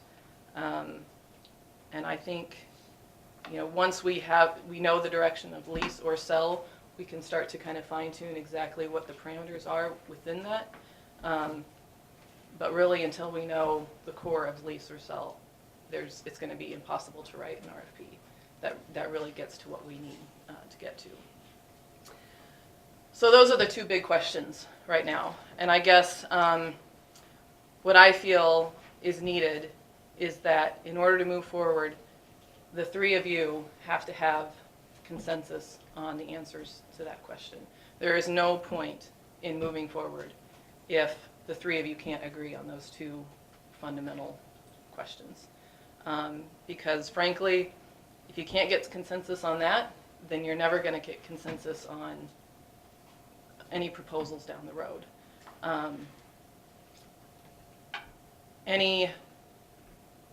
If you disagree up front, then you're going to disagree down the road. I think, well, I'm hammered on that one. Another point is, I guess, a decision has to be made. This debate cannot go on forever. When you decide on what is the county's primary goal and what are some of the lesser goals, we have to know that up front, because ultimately whatever proposals we get are not going to be perfect. They're going to have to be evaluated, and so we're never going to get everything that we absolutely want. And so at some point, though, we have to make a decision, and we have to know that if this is our primary goal, then this is what we're going to get, and everything else we have to be willing to sacrifice a little bit on some of these other issues. So we just cannot argue this thing to oblivion. We have to be able to make a decision. And hopefully this RFP process would be able to get us to that decision. But again, we have to know from the get-go, and the three of you have to decide what the primary goals are and then the direction that we're going to take. Maybe a good example would be if you shared with them, since I gave you a preliminary RFP, if you shared with them what you took from that. Because I would say that adequately expresses my personal view on how it can be laid out. Obviously, there were some details missing, and I discussed that with you, but I think as far as an RFP process, it gave you a good foundation. And if they want to change, adapt, maneuver, that can be discussed. But I'm glad you're bringing up these points. You know, I think it's very crucial that we address it from an objective point of view.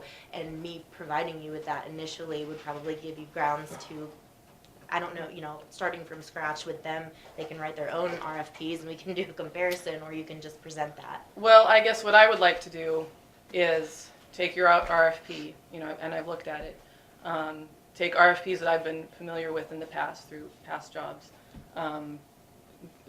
Doing my own research and asking other economic development and people and getting all these examples and starting from scratch.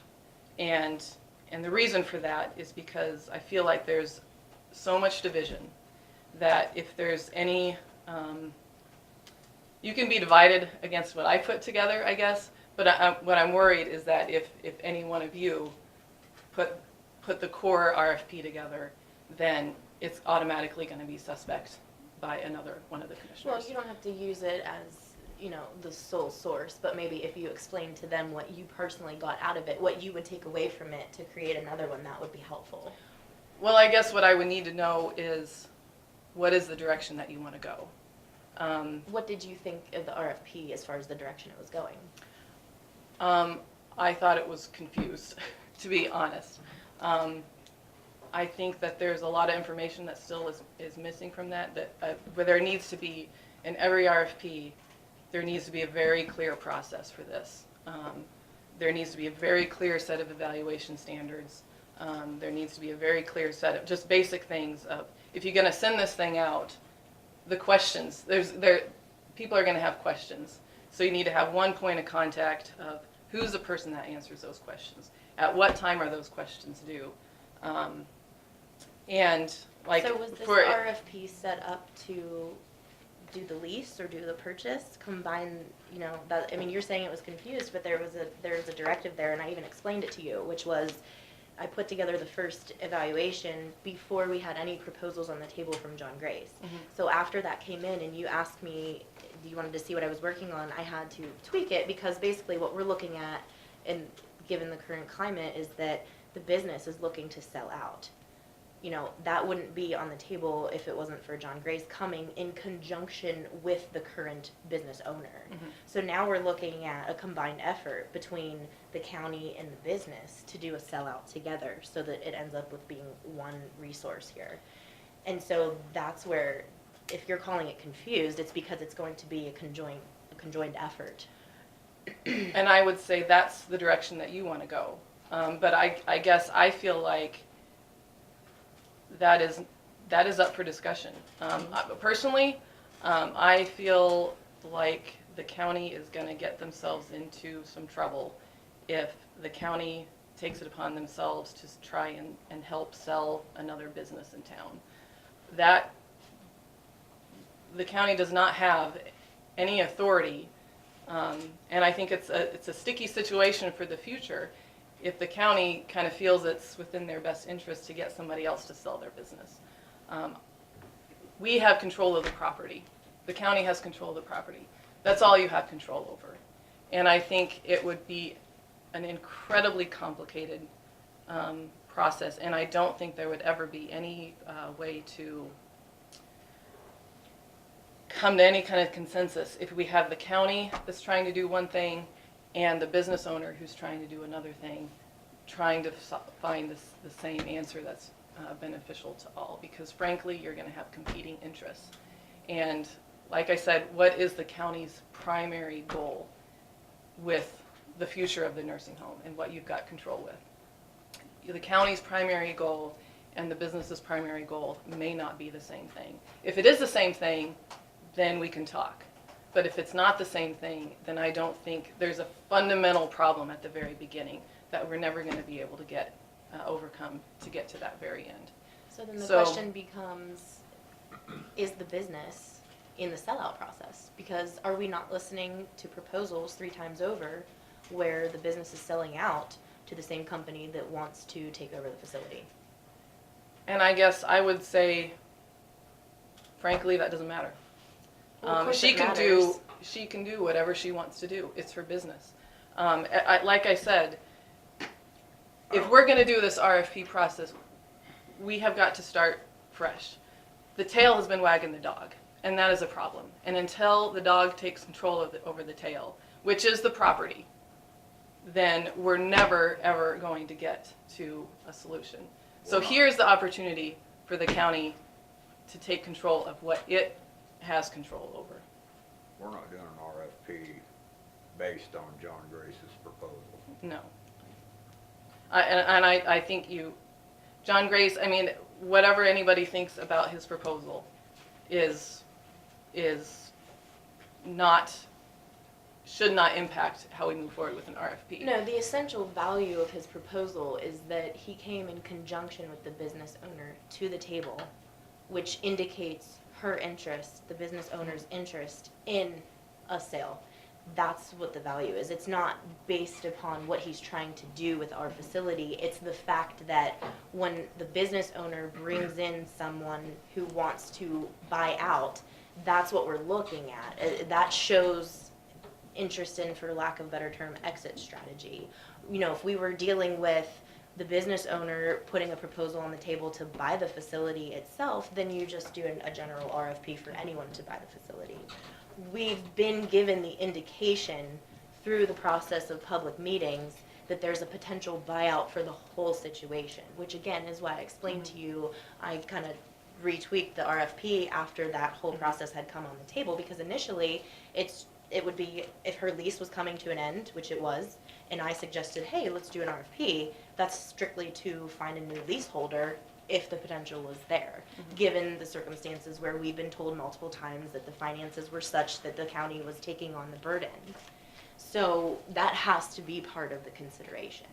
Well, I don't think I think anything concerning buying her out would be between whoever we select to take it over and her, not part of the RFP. But you have to disclose that in the process. You can't just solicit a new owner without them having known that without them having the information available. You have to let them know that that is the situation. If the business isn't willing to buy the building, we have to know if they're willing to continue to rent from a different owner versus sell out, and or both. Well, I guess that's making the assumption that the county's selling the property. Mm-hmm. And so, but that is the question. Is the county going to lease, or is the county going to sell? Like I said, you know, once we have that fundamental thing answered, then we can kind of go and start figuring out the details. Agreed. But the way I look at, you know, having heard conversations in this meeting, people that have communicated with me, questions that I've been getting answered, I feel it's very much up in the air of whether the county wants to lease or sell. I think like I said, there's pros and cons to both. Leasing, if quality of care is the top priority, then I think you have more control over that with a lease than if you sell. You have no control if you sell. You have no control if you sell. And long-term control over the situation. You can do that if you have a lease. The cons to that, though, is whoever's leasing, you know, you might not necessarily have the ability to say we want a nonprofit versus a for-profit. And that's kind of where that's something you might have to make a sacrifice on. Transparency of finances, that might be something where you have to make a sacrifice on. It might not be either. I don't know. It all kind of goes into how we structure that lease. But again, you know, it's kind of what is the top priority. If the top priority is the county, the monetary benefit to the county, then by all means absolutely sell, because that's how you're probably going to get the most money out of this. That's how you're going to eliminate the money that you've been already budgeting every year for the facility, and you don't ever have to pay for anything with it ever again, if that's the top priority. Unfortunately, with the con with selling is that you no longer have control over anything. The quality of care, the future of the building, the facility, you know, that's all gone. So again, that's why I kind of go back to what is the absolute top priority, top goal of the counties when it comes to the future of the nursing home. Once I get an answer for that, then we can figure out the direction. Is it a lease? is it a cell? A few other just considerations, things that I just kind of want to throw out there. One is I noticed in the architect's contract that if work is suspended for more than 3 months, that opens up the door to renegotiate. So I'm assuming we're about 1 month already. I don't know if that was when officially the clock started, but my guess is we're about 1 month into it already. So dragging this thing on for months opens the door to renegotiate with the contract, with the architect, if we go back to the decision on there. I guess just one final note for myself. I know there's been communication regarding a commercial real estate brokerage firm, if that's the direction that the county wants to go in order to help sell this, or whether economic development helps to do this. I would say I'm glad to help, but I am not a commercial real estate broker. I do not have that capacity. I do not have those skills. I am a rural economic development director with limited resources and more work than time to do. So if that's the kind of direction you want to go and the services that, then by all means do that, because I will not be able to provide those kind of services. I'm happy to help with the RFP process and kind of be the center for all of this, to not only just draft it, but I can help to send it out once you guys finalize and agree on the actual RFP, the questions that can come into me, and I'll be the one to direct the answers back out to whoever is proposing, and I can be the one they're mailed to me, so that I kind of do that. If you rather it be Dawn or somebody at the county, that's fine too, but I'm willing to do that for the county. I just want you to know that. Thank you. My skills when it comes to the whole real estate brokerage thing that's not my specialty there. Well, I guess So- my primary concern would be patient care. Would be what? Patient care. Patient Not care. that the financial part of it's not important, but, and if your primary concern is patient care, then I think you pretty much have to go with the lease. Because once you sell it, you have no control whatsoever, as long as they pass what the state says they need to do. That's it as far as care. Well, and based on some of the, I guess, conversations that I've heard either at the last meeting, I think the last time, maybe even the last 2 times that John Grace was here, it still seems like there's a desire to control it somehow, whether it's through, I'm drawing a blank, a first right of refusal, whenever that process is over, or I know I even brought up the question of if the property ceases to be a nursing home, it automatically reverts back to the county. All of that is still putting controls on it. And ultimately, I think if the county wants to control it, the best way to do that is through the lease. Because a sell is a sell. I mean, if you want to be out of it, then be out of it, and be done with it. But if there's the county wants to have any kind of control over it, then I really don't think you can do that through a sell. Well, I was born and raised here. I lived here for 60 years. I know the people that are residents up there, and I know their families, and I think I owe it to them to maintain a certain amount of control to ensure that the care is quality. If that's how you feel, I'm wondering why you never stuck to the terms of the lease. Excuse me? If that's how you feel about the situation and you've been in office these whole terms, I'm wondering why you didn't stick to the terms of the lease that was drafted. You think there's a care problem? I'm not insinuating that. I'm saying if you were that dedicated to the situation of the nursing home, I would think that you would have taken the time over the years to stick to the lease or revamp it when it was necessary. I guess I didn't feel it needed it. But I realize that you don't feel anything we do is adequate, but we do. what I'm saying is you had a document that was ignored, and it was pertaining to the county's relationship to the nursing home. And if you ignore the document that was drafted specifically for that relationship, how are you then saying years later that you're dedicated to overseeing and managing the situation? I don't have a clue what you're talking about. I'm talking about that you had a lease drafted to be in a relationship with the nursing home operator, and when that lease was ignored by the county, I'm saying there's a discrepancy between you ignoring that and then later saying, but I want to maintain control. What are you talking about ignoring? What specifics? Yeah, what specific thing did we ignore? Have you ever evaluated the total gross income so that you were looking at the rent that was being generated? Does that have anything to do with the quality of care? It has to do with the binding contract that you signed and performing your duties according to the contract. I don't know how you're gonna do this, Kelly. I really don't. I Is don't see that- a consensus coming out of 50 meetings. I'm not sure why that's a complicated question.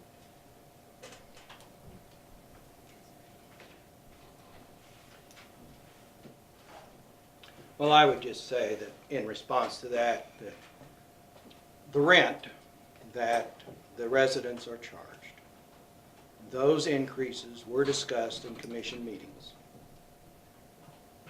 So that we would be competitive with those in the surrounding areas, because we knew that in order to stay in business, that had to be true.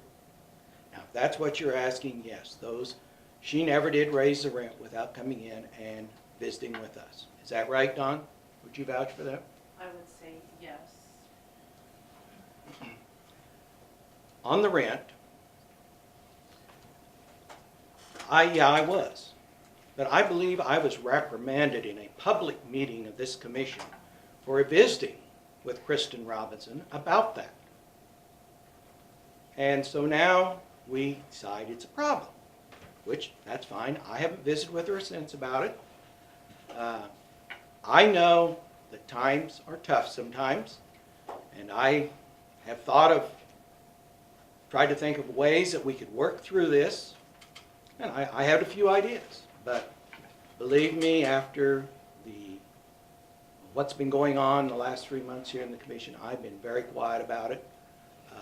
I know that it's going to be a very big controversy. I will agree with Terry that quality of care is of utmost importance to me. I've had people in there since that place opened. And the care is the most important thing to me, and I feel that with ownership of it, we do have some control. I don't like owning businesses. I don't like the government owning businesses. I'll be right honest with you. I don't even like government owning property.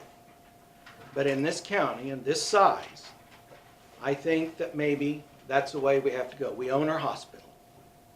You know, we basically own the medical clinic. You know, we continue to support it. We have a county health department. It seems that the government here in Lincoln County kind of is responsible or has taken a big interest in health care, and I guess I feel we need to sustain it. I don't know what we're going to do, to be right honest about you. I'm kind of like Terry. I'm not sure what we're going to do. We've got a business operating now that I don't know how much longer she's going to want to continue in this kind of a environment. How long? But the fact is, I still think we owe it to the county, residents of this county, to provide a place for the elderly. And I will support that. That's where I'm at. How long did the previous tenant rent the facility from the county? You talking about Mid-American? Right, before LPM, before Lincoln Park Manor. 28 years, Don, something like that. That I'm not 100% sure. And why was it that the county transitioned to a new owner? I would say there were starting to be some issues. The original gentleman that ran the company got out and turned it over to his sons. I think there were some care issues, undoubtedly.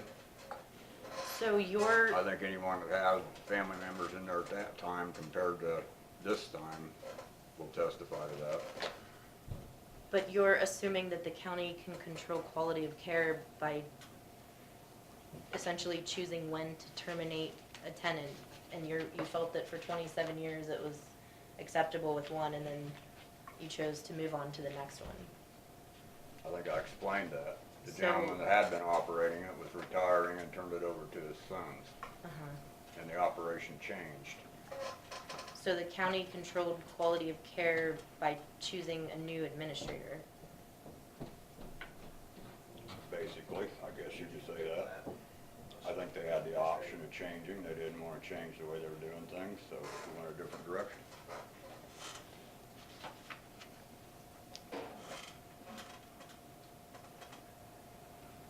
And we've discussed how the choosing of that administrator was not done through any formal process, but rather by, Again, it was a quality of care issue.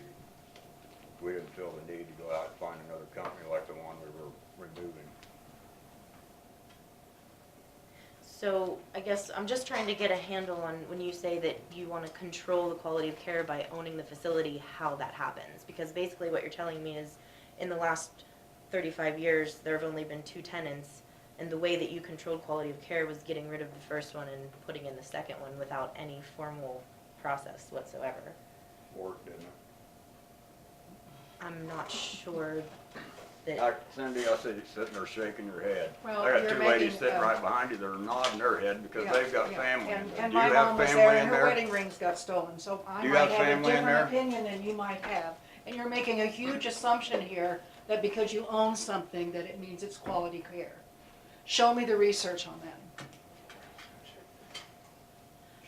Show me how, if this company, regardless of who has it, if the bottom line doesn't stay black, Lucas, Kansas, ask them what happens when the company says they're gone. They're gone, and they have nothing left. I've watched it happen. I've watched this happen. My sister was administrator. My sister was administrator up here when Worse were here. The reason she quit being an administrator, she didn't agree with the ownership. She was a good provider and a good administrator. Anybody, there's still people work up there that knows her, and she still talks with them. but so So- what you're There were saying fines is that the against previous this tenant, your administrator. sister was not okay with, but we kept them for 28 years. So that's really contradictory to the argument that's trying to be presented here from the table. I guess I What would. I'm saying is the county ownership to me is, if we let it get completely out of it, when that company, when the bottom line gets red, they're gone.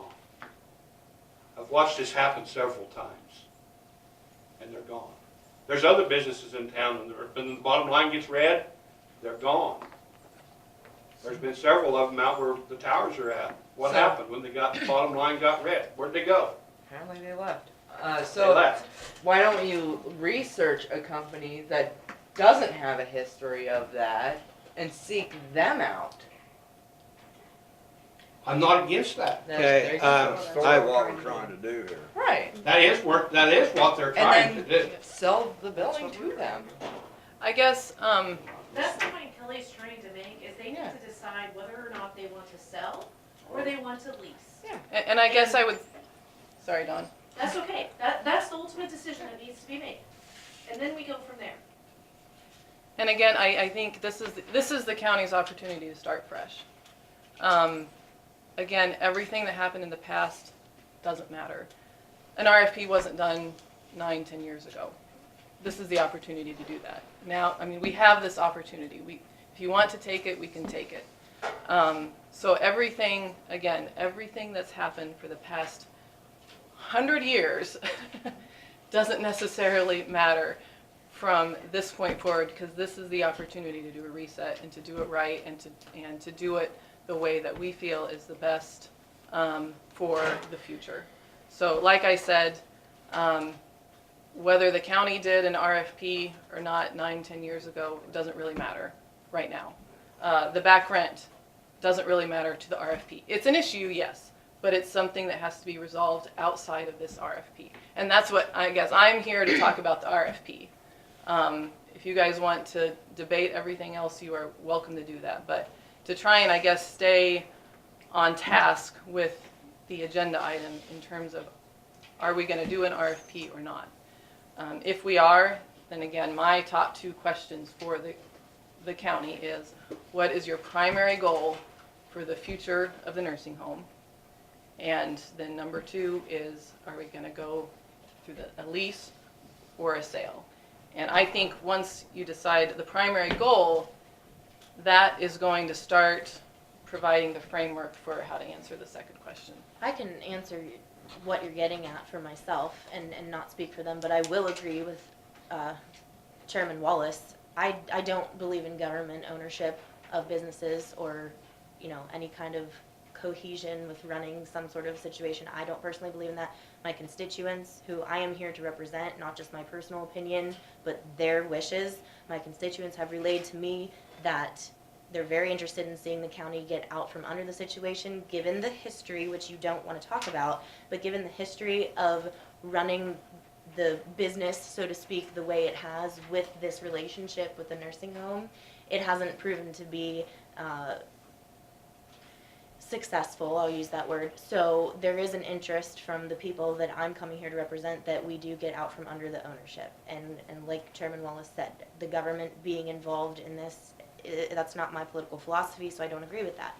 I also don't agree that the county can maintain quality assurance through simple ownership of the facility, because we've gotten ourselves into a situation where we were backed into a corner being told that we had no options other than to dump $2.5 million into a building that at the time really specifically needed flooring. And yes, there are other issues that we don't want to get into, but that do need to be disclosed in the RFP. Yeah, no, that's a question later on down the road. So, you know, that's where I'm coming from as far as the opinions that I'm representing. A lot of the same constituents that have come to me and wrote letters and brought them here to the commission from my district have said, get out from under it completely as far as the county is concerned. But they were also endorsing the county financially backing some sort of new project because that was the proposal on the table. So there's a little bit of a conflict there as far as, you know, if we are to sell out, are we then also going to do some sort of grant or something that, you know, has been proposed, so to speak? That I can't answer right now, but I can answer as far as us owning the property. I don't see how it has been beneficial or is going to be beneficial for quality assurance. If the business, whoever is renting, leasing, running, operating, owning the facility, if they are staying in business, it's because the people who are paying to be there want to be there, not because the county is babysitting. A business won't survive if it's not doing its job. That's the capitalist free market society that we live in.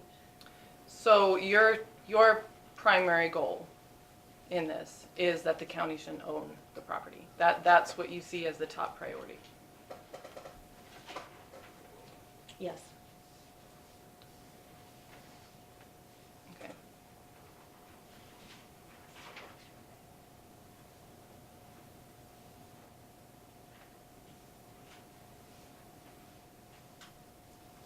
And I guess the two of you, from what Aljo. Yes. What do you see as the primary goal I see for the future of the nursing home? Quality care has to be, and I do not see at the present time how this county cannot be involved in some way of the nursing home. I think it's got to be, unfortunately. I don't like it, but I think as a citizen of this county and have lived here this long, I think we're probably going to have to be financially involved some way, hopefully at a minimum. And I guess I would respond that the $2.5 million was a proposal by this commission that Kelly Larson worked on the presentation. It was only a presentation. It wasn't the commissioner said you have to do it. We actually went out to the public and said, here is what it is. Here is what it's going to cost. So, no, the commission did not say, the only way to fix this is $2.5 million. No, we can continue to Band-Aid it, you know. But we didn't feel at that time that was an appropriate response to the problems we have with plumbing, and heating, electrical, and flooring as well. Terry, same question, I gave you my answer, and that's quality of care. quality of care. And I think the only way you're gonna have any say-so on the quality of care is leasing. Can I ask a question about that? Is that literally solely based on the administration What? of the quality of care? How are you talking about the upkeep of the building? I'm talking about the quality of care of the. I know, but how does us owning the building constitute quality of care? Where's the connection there? Right. Because you maintain a certain amount of control over the leasee, you don't have to release it. So it is the leasee. That is the quality of care that you're talking about. Because you don't have any control over the CNAs, nurses, or anybody in the office. You have control over the leasee. If they're providing crappy care, you don't renew the contract. Right. But you're not. It goes back to the previous conversation where he said his sister was unhappy with the person that was in there for 28 years, but they didn't like it at the end, so then they renewed with a different leasee. So it's all opinion. But it is quality of care, but that's not like the top quality of care, because quality of care involves so much more than just the leasee. It involves the nurses, the CNAs. The quality of care right now up there is pretty dang good with the nurses and the CNAs. I'm shocked to hear somebody say that, because it sounds like all over town that they're horrible. Sounds like that's all that anybody in this room, over and over, week after week, has been complaining about. I'm No, not I- sure that the financial debacle that has taken place can be assimilated to quality of care. That's been done by comments like that. Whenever people point out the financial irresponsibility of the county in the situation and the different stories that have been told as to why things have happened a certain way or what the options are, that does not assimilate to quality of care. Yet that's what's being proposed here in this conversation. You can't equate ownership of a building to quality of care, but that's what's being done. So if someone comes in, we've got two proposals on the table. One is willing to give you $1 million for this facility, and background checks show that they have a 1 star. And another one over here says, you know what, we don't want to buy the building, but they've got 5-star services. Which one is more important? I guess the way I hear you say it is that if the top priority is that we do not want to own the building, then we take the money and we run, and we've got a 1-star company who owns the property. If quality of care is the top priority, then we go with the one. Then when we score all these proposals, the one that has the 5-star ranking through the background checks and so forth gets, you know, the 50 points in that category, and 2 points when it comes to the fact that they don't want to buy the building, let's just say. Whereas this one here, nope, we're out of the program, so they get 50 points, 1 star, 2 points. That's what I'm trying to get down to, is in the RFP. Okay, and I'll address that. What you just did was mix apples and oranges, because you came to the table asking, do we want to sell, wait a minute, let me finish. Do we want to sell or do we want to lease? So you're talking about 2 separate RFPs. And I'm telling you, my personal choice is to do an RFP to sell. What you do in that process is you take all the applicants and you assess quality of care at that point. Does applicant A, who has a 5-star rating that wants to buy the building, compare to applicant B that has a 2-star rating that wants to buy the building? You're sitting there mixing, well, one wants to buy, one wants to lease. That goes back to your original question. You can't mix those. No, and I am, you're right that I mixed apples and oranges there. But let's just say we go to sell. So if that's the direction you want to go, we still have to know what our priorities are. And at that point, so We you still have ask, to know. Appendix A under question 1 would be, if we're going to sell, what is the next consideration? And it would definitely be quality of care. If we decide to sell versus not sell, and we have 5 people interested, I'm going to go with quality of care every time. So please don't misinterpret the situation where I'm just spewing money and they're spewing quality of care. It's if we're going to sell quality of care, absolutely. And you'll read in my RFP, that was the #1 criteria that I listed, was it not? It was up there. Thank you. Okay, so when you move on to choosing a leasee, we can do the same process. If they decide that they don't want to sell the building, we go on to leasing RFP. We consider quality of care as criteria 1A. Do you see what I'm saying? Please don't mix sell versus not sell and use my words of what a priority is when it comes to money versus quality I of care. understand all of that. But I feel like before we can even answer the question of do we want to lease or do we want to sell, I feel like that you have to answer what is the top priority. And we need to rank those things. Because I feel like depending on what those priorities are, they can best be handled in either one or the other. But That's what I'm trying to get It all back goes to. back to how do you control quality of care simply by being the owner of the property, because you really can't. It's the care that happens within the facility that determines this star rating that everyone finds to be important. So when you do that, it's a toss-up. What if the administration is wonderful and they hire a bad batch of nurses and they get a poor star rating the following year? We can't control that from this table, and it's a very salty misnomer to think that we could. But if you sell, this is strictly as a buyer. If I buy a company, ain't nobody gonna come in and tell me how I'm gonna run it. The commission would have no say about it. Quality of care is strictly by the buyer then. If you sell this thing, the state will tell that buyer they've got to meet this qualification, which they do anyhow, even if we own it. I don't care which way you did it. But if I buy it, the commission would have nothing to say about what I do. I agree. And I mean nothing. I agree with what you're saying, but I'm not sure what we've done as far as oversight besides try to be financially involved with picking up the tab on certain things, because I don't see that the commission has had anything to do with changing the way the administration chooses to operate. Actually, that's not true. I'd say, I think that they, This is a perfect example of how unimportant the legal document is. Whether the legal document is a lease or a purchase and sell is not as important as who the administrator of the lessee is and what kind of relationship that person has with families, with residents, and with staff. And if that's a good administrator, he or she will do a good job in organizing and getting rid of poor people in terms of quality of care and replacing them with good people. And that's exactly what's happened in the last 25 years in this county. When Chuck was in charge of Mid-America, he had a wonderful relationship with the commission members at that time.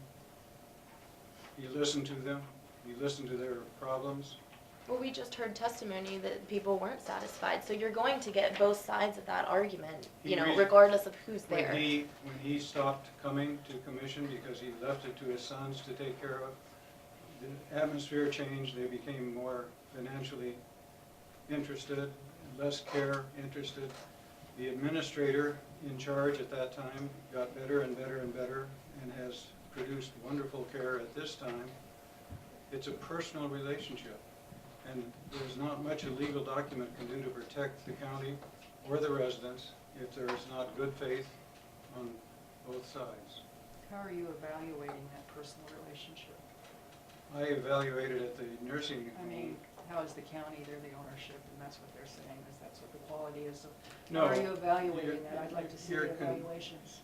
I think Alexis is right. You're confusing two things. The county's control is for them to step in and say, you're not doing the job and we're going to stop it. How are they And it may evaluating take 2 or 3 them not years doing to the job? make a That's the transition. question. How are But they they have to have evaluating? those.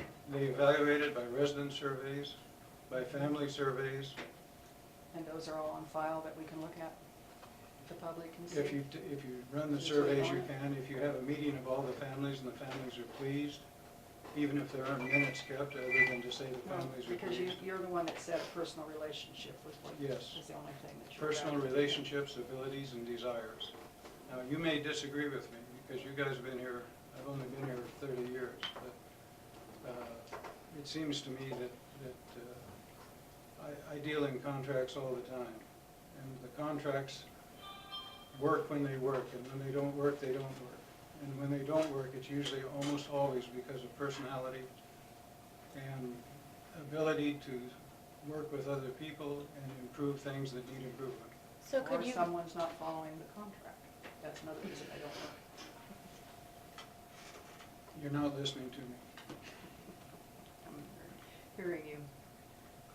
Can I Yes, John? try very hard not to ask questions that drive the conversation, and at the same time, I try to ask questions that drive the conversation. But if truly the elected body's goal is to represent the constituents, and this is clearly an issue that has impacted a very large segment of our population, would not a referendum be in order for this? Is it not time that we truly have asked the public to put their money where their mouth is and say what they want? And then all three of you at the table can say, 60% of the public said they want to sell it, 60% of the public said, 40 said they want to buy, whatever the result is, you have a measurable answer. And then you wouldn't have to continue to have this circular debate month after month after month. And I realize also that the way that the process is that constituents elect public officials that they believe can represent them. However, we just saw in the situation with the school that there are some issues that we feel are so significant that we must go out to the populace and ask them again, what do you After they've think? been properly informed. What Yes, do you think? absolutely. I agree. And I guess if we want to change it to a simple clarification question from the local newspaper publisher, is it possible to hold a referendum related to this question? Does the system allow for that? Public opinion. Does it? I don't know why, but I guess. Dawn probably would. Mr. Chairman, do you have any Do it input on a different. public referendum? You can do it different I ways. don't know anything about it. In general, you could have a referendum. It takes some time to do it. You have to follow the statutes. Jennifer would have to be involved to get that figured out. But in general, you can do it, and you can put a very simple question, buy or sell, or you can make it complicated. You can go into sub-factors as well as, you can make it as complicated as you want. I suspect that you're not going to be happy with the results, but that's an opinion. What do you mean by that? The Happy? results will seem clear-cut and they won't be. But at least it would be some research on which to base a decision, some data on which to base a decision. Sure. Just as testimonials are. They're not held very high, are they, testimonials? I think testimonials, when you're talking about your grandfather, your aunt, your uncle, your sister, your brother, had a lot of weight. I'm not saying it's the right answer, I'm just asking if it's a legitimate option or a good option. And I don't know off the top of my head how long it takes. It takes some time. In between time, lots of other stuff can happen. You can't control the whole thing.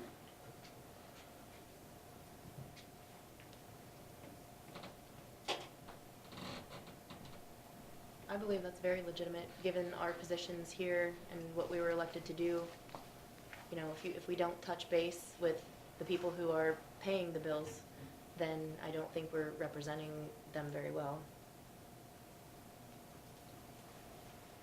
I touch base with my constituents every day. I even touch base with some of your constituents every day, some of his constituents every day. People don't hesitate to stop me in the store and say something, one way or the other on an issue.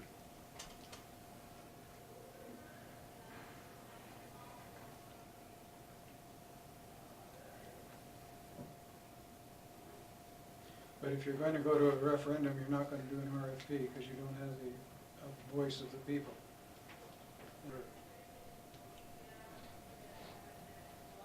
There's no point in doing an RFP and then doing a referendum.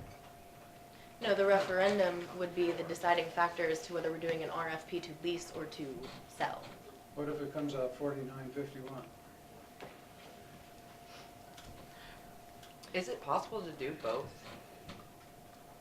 One for lease and one for sell, and just throw them both out there, cast out the hooks, and see what you can draw back? Could you do it? Yeah, I suppose. I think it would be a mess. Because all we're doing is kicking this conversation, kicking the can down the road, so that it's all I guess my point with here is if we can at least get some consensus on up front, then we've got a direction. But by doing that, we're just kicking the can so that we can just keep arguing this thing to death. So, can we? Yeah, can, probably. But I don't think it will do us any good.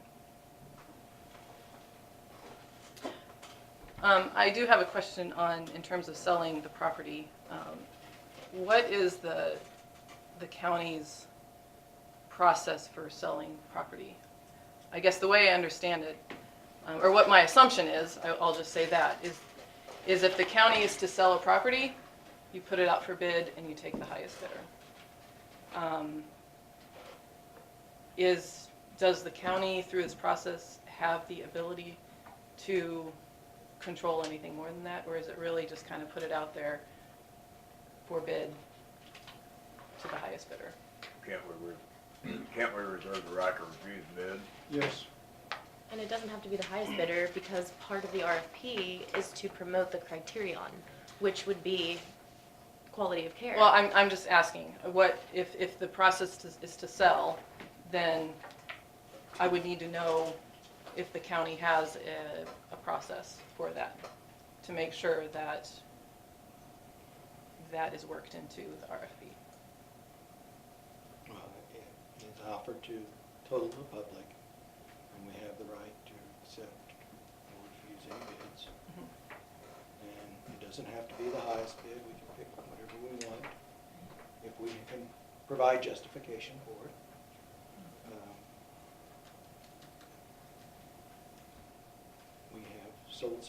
We have put property out, and we have not sold it because the bids weren't high enough. Okay. So, I mean, that is a possibility. I mean, If the property is worth more than $50,000 under state law today, and if the commission votes unanimously to sell it, then you can get to the question of how you sell it. And you can reject all bids, any bid, accept any bid. You're looking for the conventional language is the highest bid from a responsive offeror.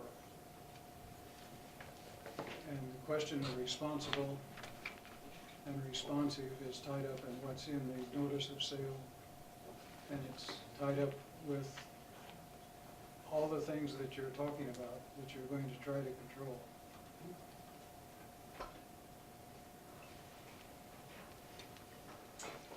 But the highest and best bid has to be determined by the board. And there are always going to be things that you don't put in the notice that you wish you had. That's why it's left to the discretion of the board when it's done.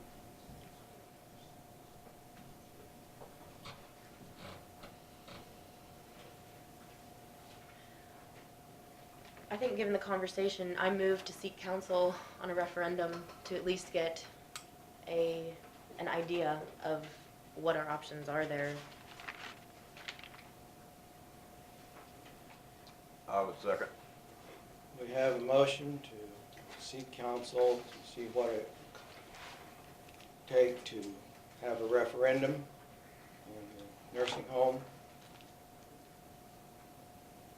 We have a second, do we have discussion?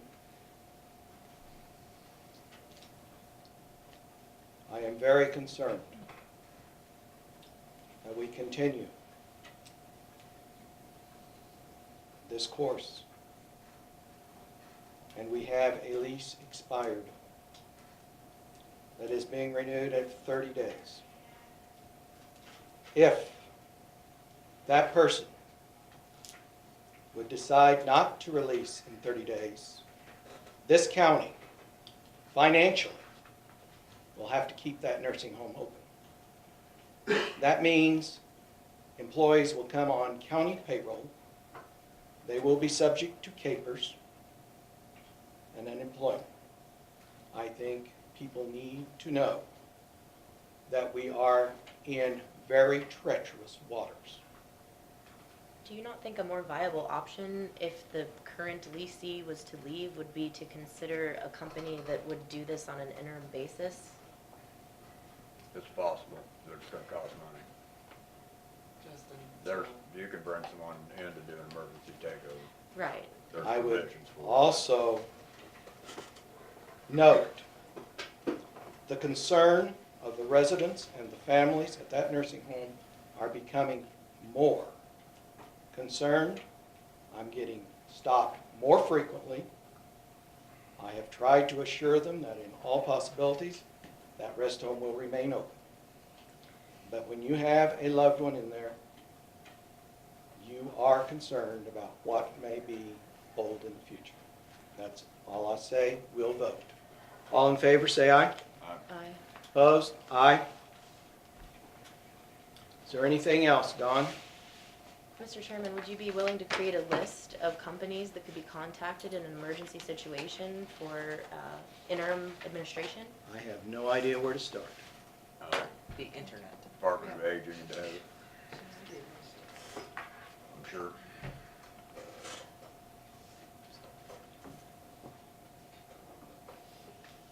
Are you getting ready to adjourn? 2 o'clock. Yes, I was just about Can I ask one quick question? You may ask one quick I question. guess this might be a suggestion, but I go to a lot of public meetings, and I really appreciate the format of the city councils. Well, I've never covered a Sylvan City Council meeting, but Lincoln City Council and USD 298, every month the agenda is, and I realize they're monthly and you guys are weekly, but it's information, discussion, action. And this is a very selfish request, but from the standpoint of the newspaper and trying to cover items, it would be really awesome if I knew that one week something's coming as an information item, the next week it's coming as a discussion item where you talk about it, and the next week it's going to be an action item where you hold a vote. And I really think that you guys would benefit from considering a format like that as well. So I guess I'm lodging a comment there that I would appreciate you consider that. I can respond to that because we've been talking about changing the agenda format to business associated things, old and new. So yes, I appreciate that comment. I think it will be helpful. All right, thank you. Thank you. This commission will stand adjourned until 10 a.m. on Friday.